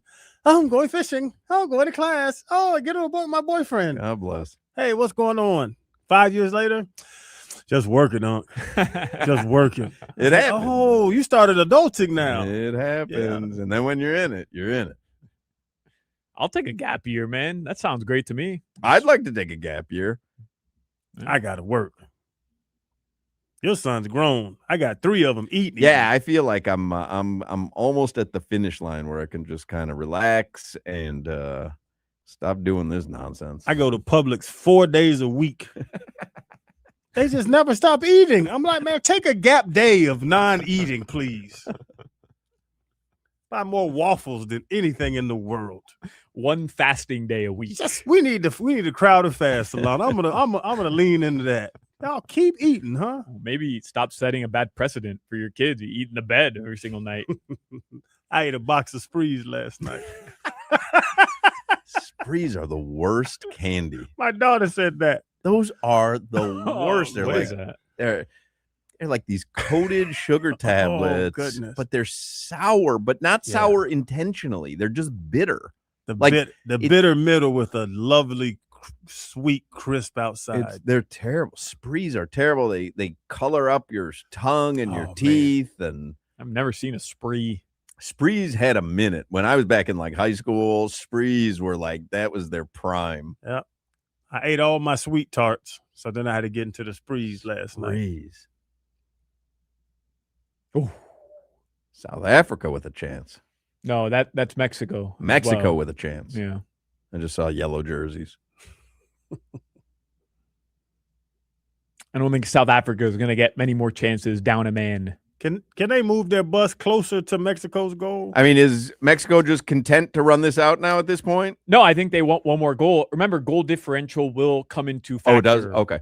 To get out of the group? I mean, top 8 third-place teams advance.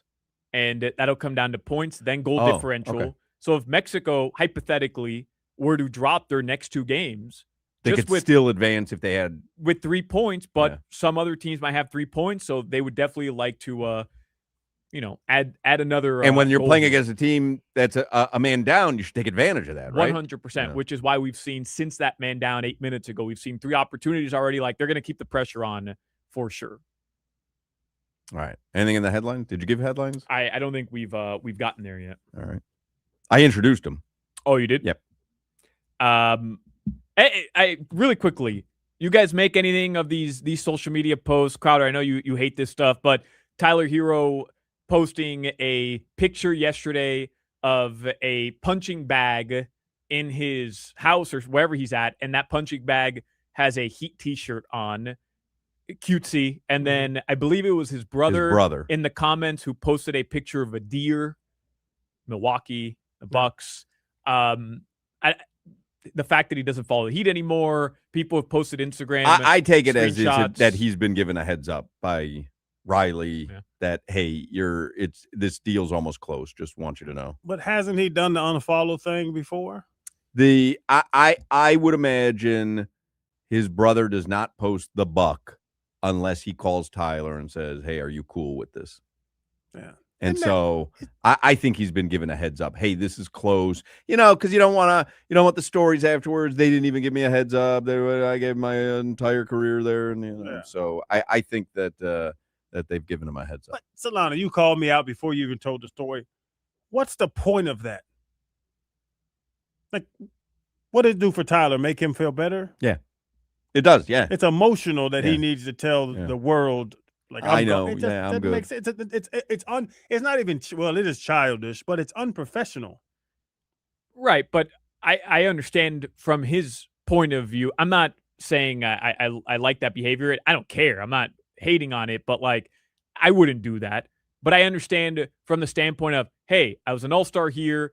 I've done everything you guys have asked me to do, except stay healthy. And every opportunity you've gotten to throw my name into trade conversations, it looks like you have. And here we are again. You're not going to pay me my extension, and you're going to trade me now for another player. Like, we're doing this again. He feels like he's been disrespected by an organization where he became an all-star. How much money did they pay him? Over $100 million? Probably close to that. That can't be disrespect. I can't disrespect you. I have to give you $100 It's amazing how we twist ourselves into pretzels sometimes to feel disrespect. I just paid you $100 million. You're not disrespected. Right, I compensated you fully for what you did for us. And honestly, correct me if I'm wrong, he didn't earn $100 million here. He certainly didn't play 82 games. I'll just say this, We're disrespected. It felt like you guys had a different perspective on this when it came to Jimmy Butler, and it's similar instances. I know Jimmy is a better player and had accomplished way more for the Heat than Tyler Hero. I'm not comparing the two, but both were up for extensions. Both felt disrespected by the organization.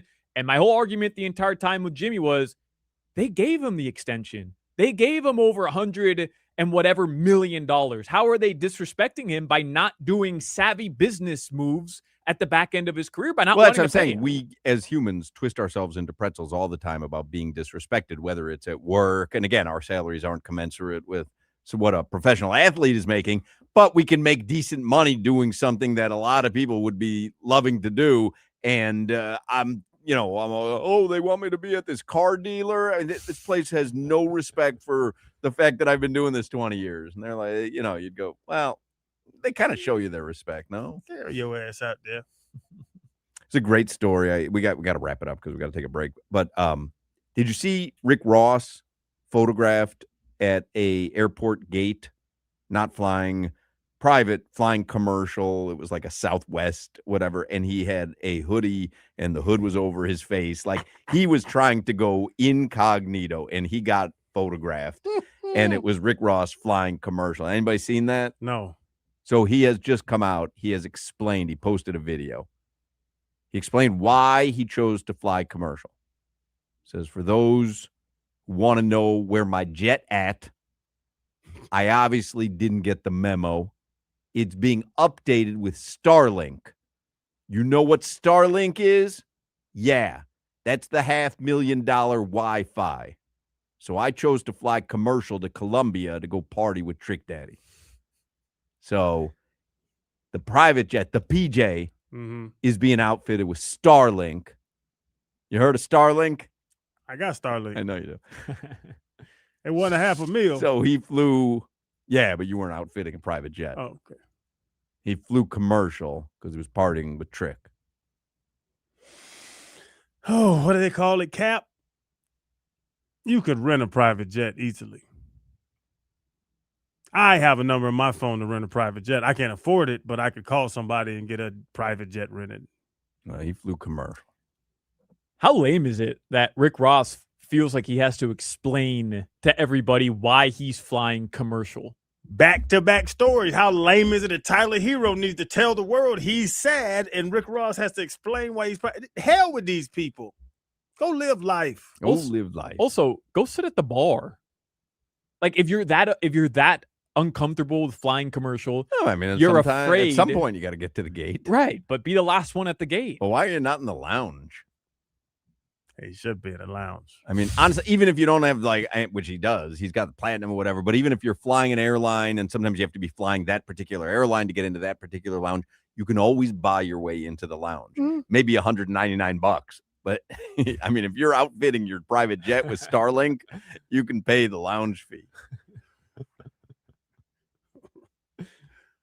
Trick didn't invite me to Colombia. Shocking.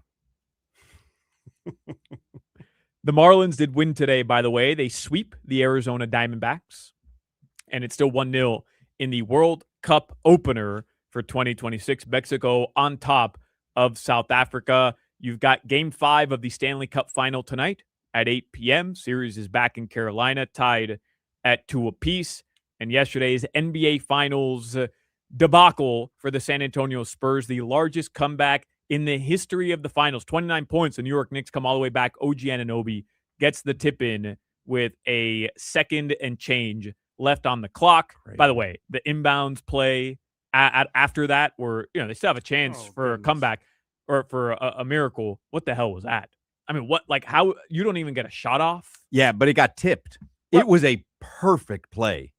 Mitch Johnson drew up a perfect play. Vassell was wide open. Yep. He was wide open. Who was it? Was it Mitchell Robinson or was it was Cat? Yeah. Got a fingertip on that ball. Did you see the way the ball died? Like it wasn't a bad pass. I saw it got deflected. I mean, a fingertip. They were going to win that game. Mm-hmm. They were going to win that game. And it was smart because they used Wemby. Everybody was attacking everyone. Wemby. And Vassell came around. By the way, do you know who lost Vassell? OG. Josh Hart. Josh yeah. Hart's the guy who lost Vassell. Goal! They score!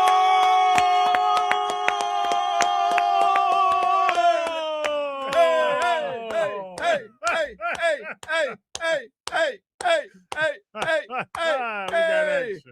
Mexico 2-0. Vamos.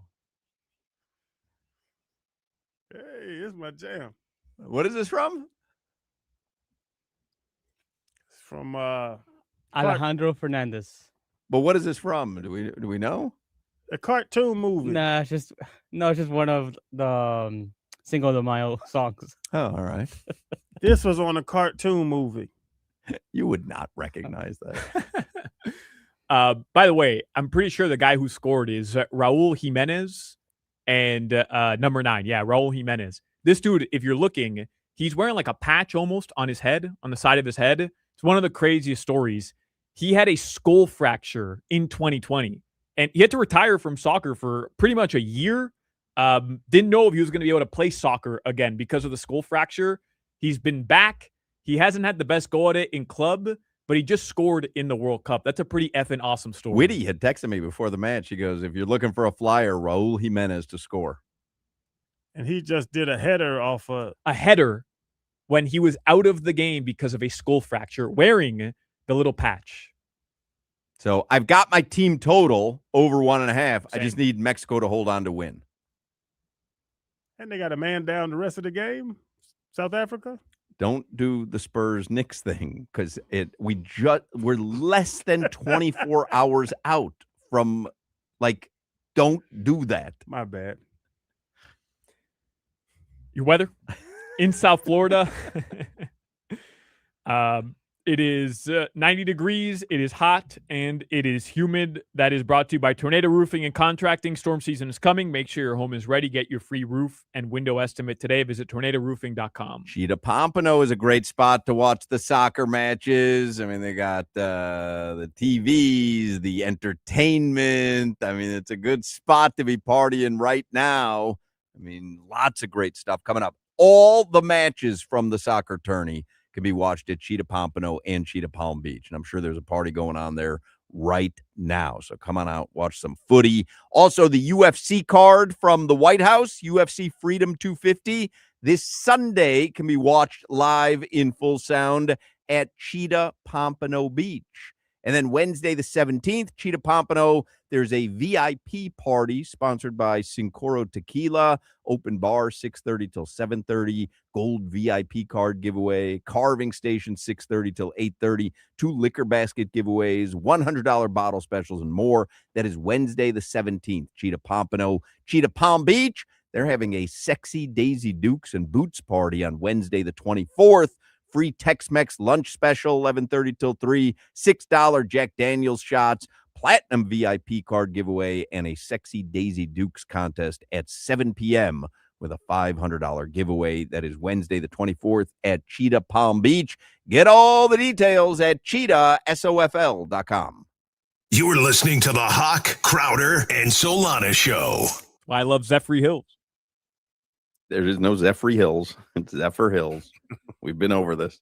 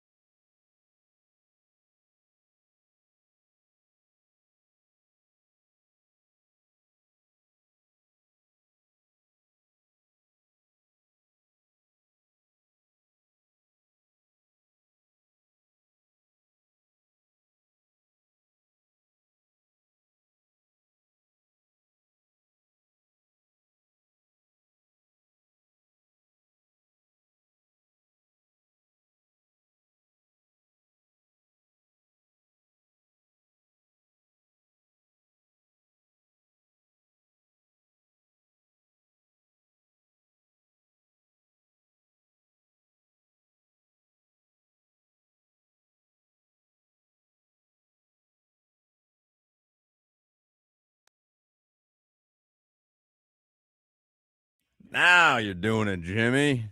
Now we're doing it. Mexico leads South Africa 2-0, 78th minute. What do you think the line is, Crowder, for Knicks Spurs back in San Antonio for Game 5? Knicks lead the series 3-1. Spurs favored 3.5. I guess Spurs 7.5. Spurs are 5.5-point favorites. Lay it on Saturday night. Lay it. They got it. They'll get one more, and then San Antonio coming back. I mean, don't you think they might just be emotionally spent? They should just be hang it up. They should be up 3-1. Right? They can't hang it up though. You don't get this far hanging it up, Hawk. I just think that they were up 29 points. I was just seeing something from sports betting. Like, they were minus 15,000 to win that game at the highest point. They gave everything they had. They're a dumb team. They're a dumb team. I don't know how you fix that. But on the other side, and I know this is what everybody's preaching. I was going to say De'Aaron Fox. I hope he's just sitting quiet in the corner. But Mitch Johnson, Wemby, we were up by 29. How can we get up if they can play with us? We can't get up by 29. Let's go out there and do that and then sustain it. That would be the message. Sustain it. Sustain it. Man. So here's what worries me. In Atlanta, Game 6 in the first round, Knicks go back to Atlanta. They were down 2-1. They win Game 4. They win Game 5 in New York. They go back to Atlanta, close out game round 1. They win that game by 51 against the Atlanta Hawks.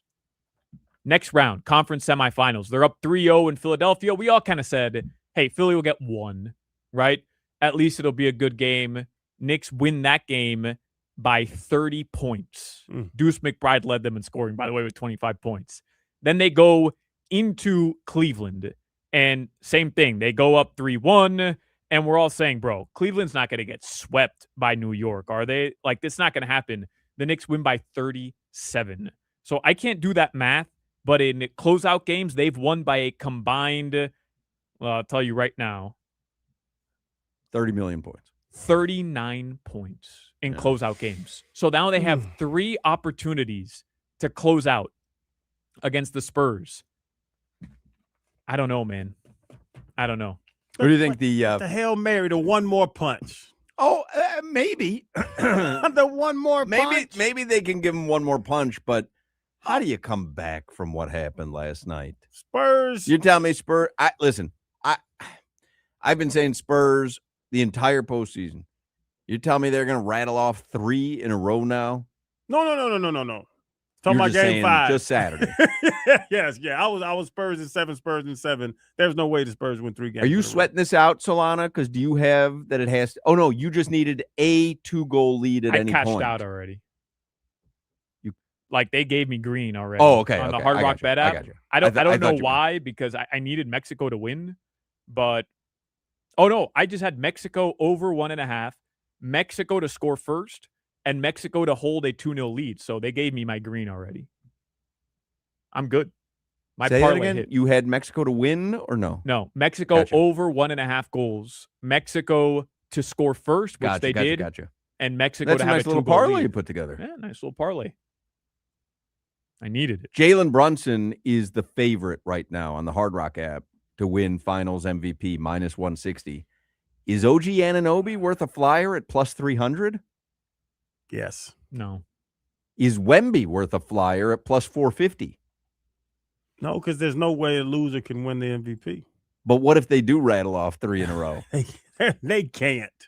Karl Anthony Towns at plus 2,500? No. How about De'Aaron Fox at plus 50,000? Give me plus 7 million. I'm not picking this guy. Man.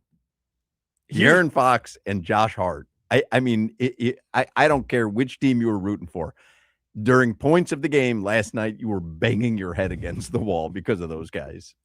The 2 fast breaks. You see Larry David's reaction to Josh Hart missing that layup? It was exact Larry David. Crazy. All right, we got to take a break. 5 o'clock, excuse me, 5 o'clock Funky Buddha Happy Hour is coming your way next. And I'm guessing the World Cup match will probably be over when we, depends how much extra time, but I don't think there were many stops in the second half, were there? There was a red card. There was a goal. Mic, huh? Yeah. There was a red card. There was a goal. I would have, and now there's another VAR review here. Probably gonna be about 5-6 minutes plus the 2 minutes of water break. All right, so we'll probably be able to watch stoppage time, the end of this first World Cup match together in the 5 o'clock Funky Buddha Happy Hour. So don't go anywhere. Y'all have to come celebrate 80th years in business with Ed Moore's. They are the best, and that's how you last 80 years. My man, my buddy, Chris Atkins, the GM over there. His amazing team he's thrown together. You've seen Teddy on TV on the commercials. You know they know what they're doing. They have been doing it for 80 years. That's not a mistake. And over at Edmore Sawgrass Cadillac, they're commemorating this occasion by giving you special savings on Cadillac Luxury. Check out these all-electric Cadillacs. My wife has one. They are beautiful. All-electric 2026 Cadillac Optics right now. You can get in that for just $349 a month. And the all-electric 2025 Cadillac Lyrics, that's just $369 a month. They've been family-owned and operated for 80 years. They know how to take care of their customers. That's why they tell you all the time, being backed by Morris is special, and I could co-sign. It is amazing. Don't miss out on the 80th year anniversary savings. Go see my friends at Edmore Sawgrass Cadillac. They are your 6-time dealer of the year. Sunrise Boulevard and the Sawgrass Expressway. You can't miss the beautiful lot. You can't miss the beautiful cars and the people there. There's something special. Visit EdmoreSawgrassCadillac.com. And remember, you're always backed by Morris, from the sale to the trade-in to the lease to the service. It is something special. Everybody should be backed by Morris. Click EdmoreSawgrassCadillac.com. You're listening to the Hawk, Crowder, and Solana Show. I spend $250,000 a year on gluten.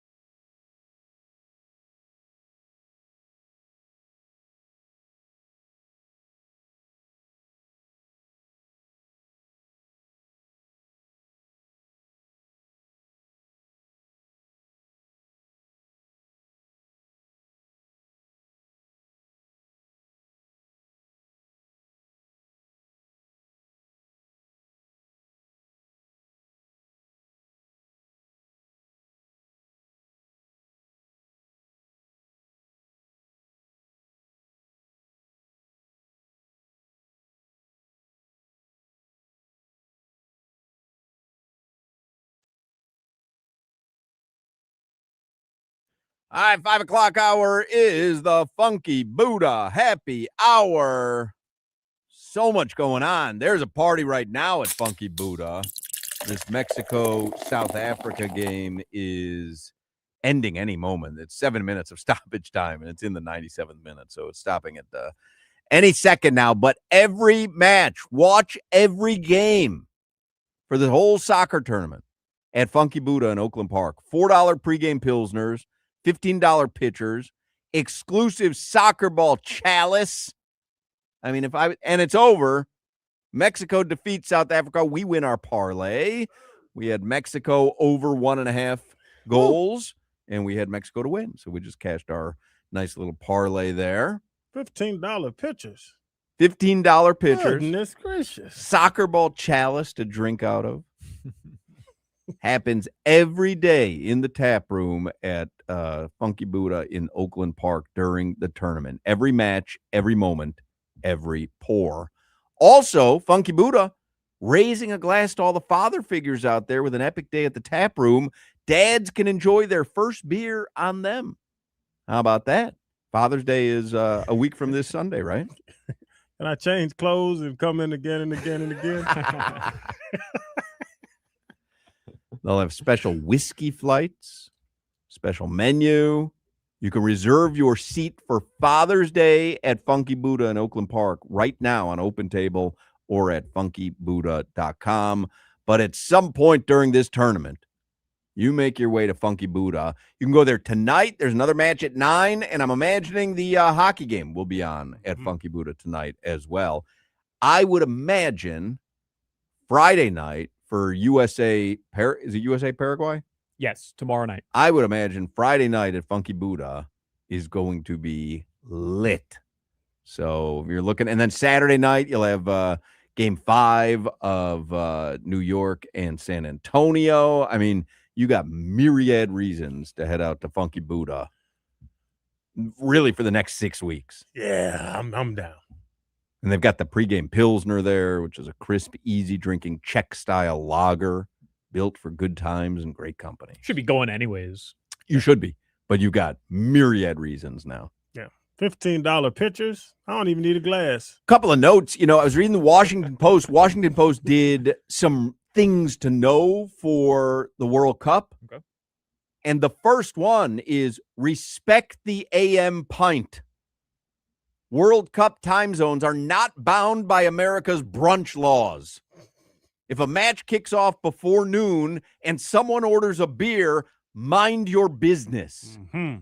They write in the Washington Post, that's not day drinking, that's global citizenship.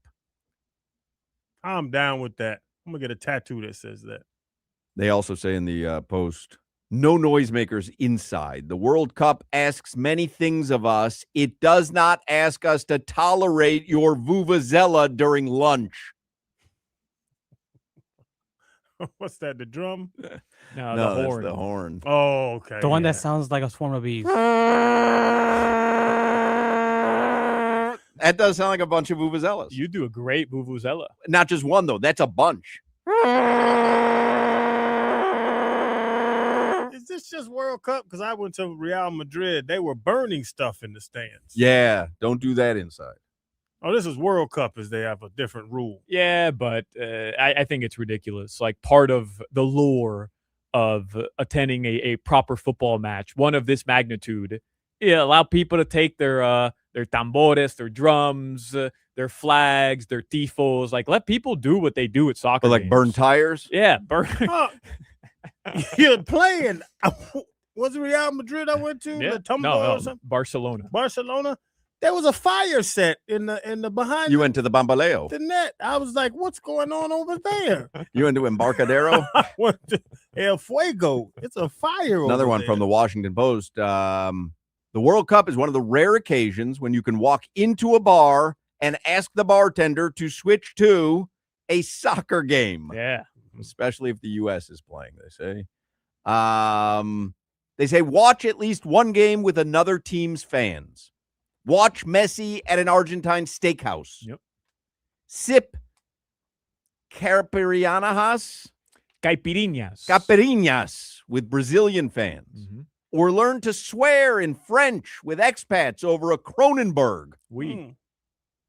Experiences like this make even the most jaded fan realize what the World Cup means outside the United States. Cuss and drink. Learn one song, not 7. Every country has chants, songs, and claps that sound incredible when performed by people who actually know them. Pick one and commit. 7 Nation Army will get you through most public settings. Freed from Desire is a fine emergency option. Waka Waka should be deployed only by trained professionals and children under 12. What about Mana Mana? Go get beat up.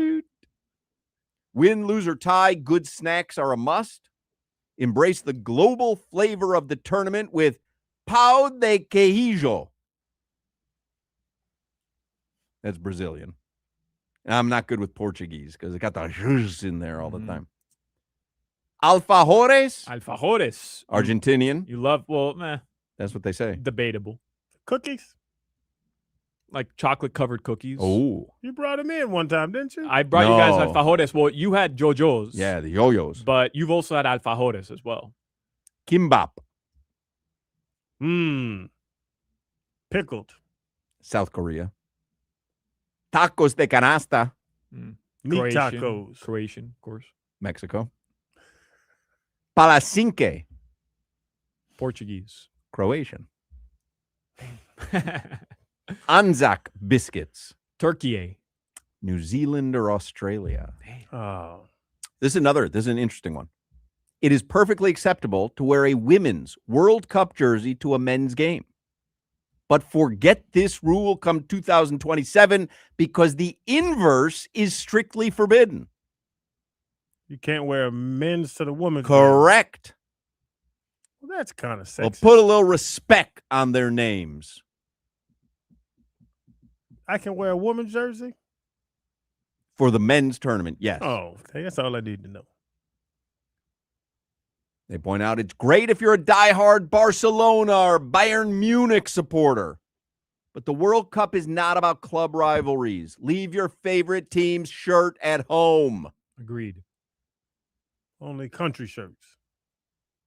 No scarves outdoors, they say, in summer. Kansas City or wherever. Just don't wear a scarf. I like to wear the scarf. I think the scarf is okay. You could put it up. People still do that. 90 minutes with a running clock, plus halftime and some water breaks. That's it. Show up early, time your bathroom breaks, and stay till the bitter end. Man. Oh, I pee every 10, 15 minutes. Crying is encouraged, the Washington Post says. Don't be afraid to break down when your team does well or flames out. It's part of the experience. Cry? Yep. I will be inconsolable when Uruguay loses in this tournament, inevitably. There are very few times when hugging a stranger is acceptable, but after a massive goal, it can be acceptable. Normal caveats abound. Don't be weird. These are important. Long hugs. I'll be weird. If Uruguay scores, I'll be very weird. One Mississippi, two Mississippi. Let them go. Newbies are welcome, they say. However, no complaining how nothing is happening, lest you want someone at your Super Bowl party doing the math on how much football is actually played. Makes sense. No, we don't need to have the LeBron conversation. Yes, totally. Our nation's diverse set of popular sports means some athletes play different ones. But that in no way means that if James, Justin Jefferson, or Bobby Witt Jr. played soccer, the U.S. would be runaway favorites. Anthony Edwards would have been sick, though. I hate that. There are players not named Messi and Ronaldo. Want to get behind the next Messi early? Check out Spain's Lamine Yamal. Or the French duo of Kylian Mbappe and Ousmane Dembélé. I feel attacked by that one. Or the Viking-like power of Norway's Erling Haaland. It's Witty's favorite player. From the Washington Post, we love Ted Lasso too, but no direct comparisons, please. No costumes. and only one football is life per tournament. Can we talk about kicking and screaming? Ties happen. Get over it. It's best to let this one go early. Ties, a.k.a. draws, can be tactical, dramatic, devastating, or quietly useful, and they'll be over when group play ends in late June. I don't like it. Flopping? Have you watched the NBA? If you can stomach Shai Gilgeous-Alexander, you can stomach Neymar. Amen.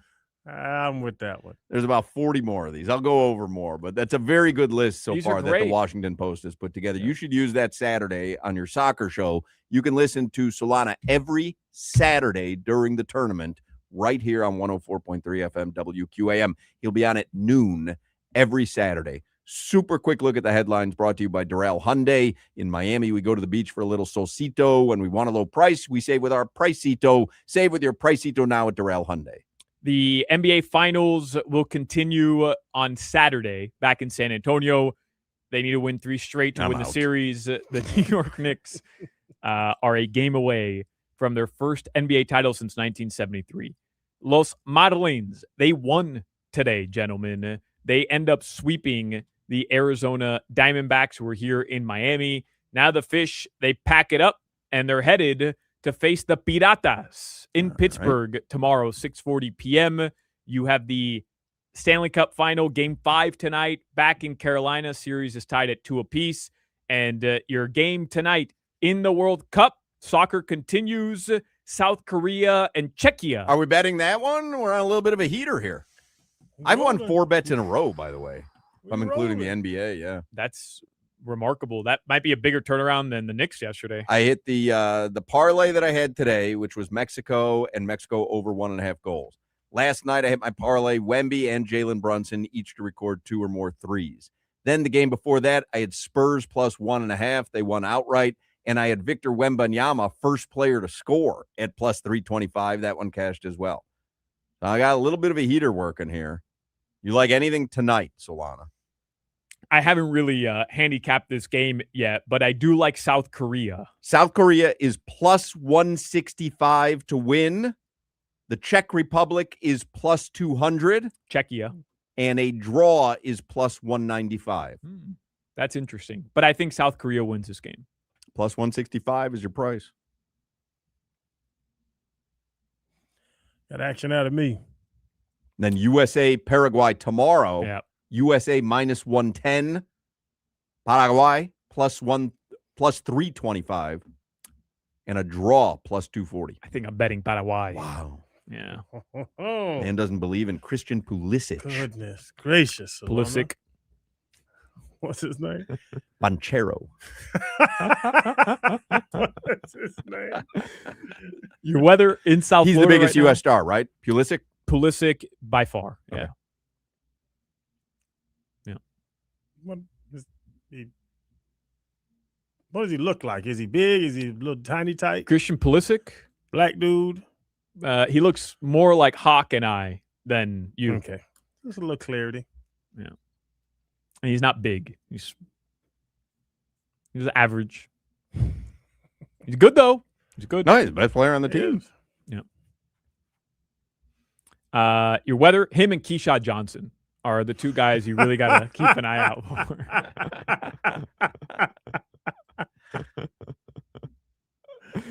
Your weather in South Florida right now, I could probably have done a couple G League players' names and gotten you guys. No, Keyshawn Johnson is good. That's funny. Tornado Roofing and Contracting, replacing roofs, roof repairs, maintenance, and hurricane impact windows and doors. Visit tornadoroofing.com right now in South Florida. 90 degrees. It'll be in the low 80s tonight. Is this video I'm watching, is this real or AI? These are Mexican fans celebrating Mexico's first goal.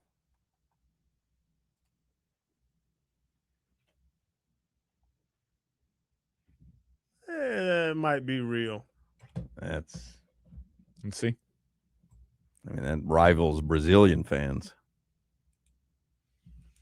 Oof. There's a nip slip in there. Mm-hmm. I was looking at the wrong video. Anything else? No, we were good to go, Hawk. All right. Will Manso is going to join us next. We will talk some basketball with him, even though I don't want to talk about the stinking Spurs anymore. On Hard Rock Bet, we were just talking about it. Everyone's invited to the party. Doesn't matter who you are. Your name is on the list. Sign up with Hard Rock Bet today. Bet $5 on any game. If it wins, you also score $150 in bonus bets. So you got a winning bet and an extra $150 to bet with. That's how you get the party started on Hard Rock Bet. Payable in bonus bets, not a cash offer. Today's Thursday, by the way. Open your Hard Rock Bet app. Get your Thursday drops. They do drops on Thursday, free stuff. So open up the app right now. NBA Finals, need we even discuss it? But there's another game on Saturday. However you want to play it, whatever you think is going to transpire, Hard Rock Bet, Florida Sportsbook is the place to shoot your shot. Soccer's biggest global tournament is underway. We cashed some tickets this afternoon. Hard Rock Bet is Florida's home for all the action this summer. So however you want to bet it, maybe tonight, or maybe you want to bet a nation to make a surprise run, or everything from the Golden Boot on, you can bet it all on Hard Rock Bet. USA, Paraguay, tomorrow night. You can bet whatever your heart desires. Goals, assists, corners, whatever you want to do. You can work it all into an epic same-game parlay. And the Freedom 250 fights go down this Sunday at the White House. 2 title belts on the line. Make your picks, lock in your favorites. Get ready for a historic night of fights on Hard Rock Bet. Florida's way to bet MMA. It all starts with you downloading the Hard Rock Bet app right now, offered by the Seminole Tribe of Florida. Must be 21 plus and physically present in Florida to wager. Terms and conditions apply. Concerned about your gambling? Call or text 1-833-PLAY-WISE. You're listening to the Hawk, Crowder, and Solana Show. My ability didn't offset my arrest, huh?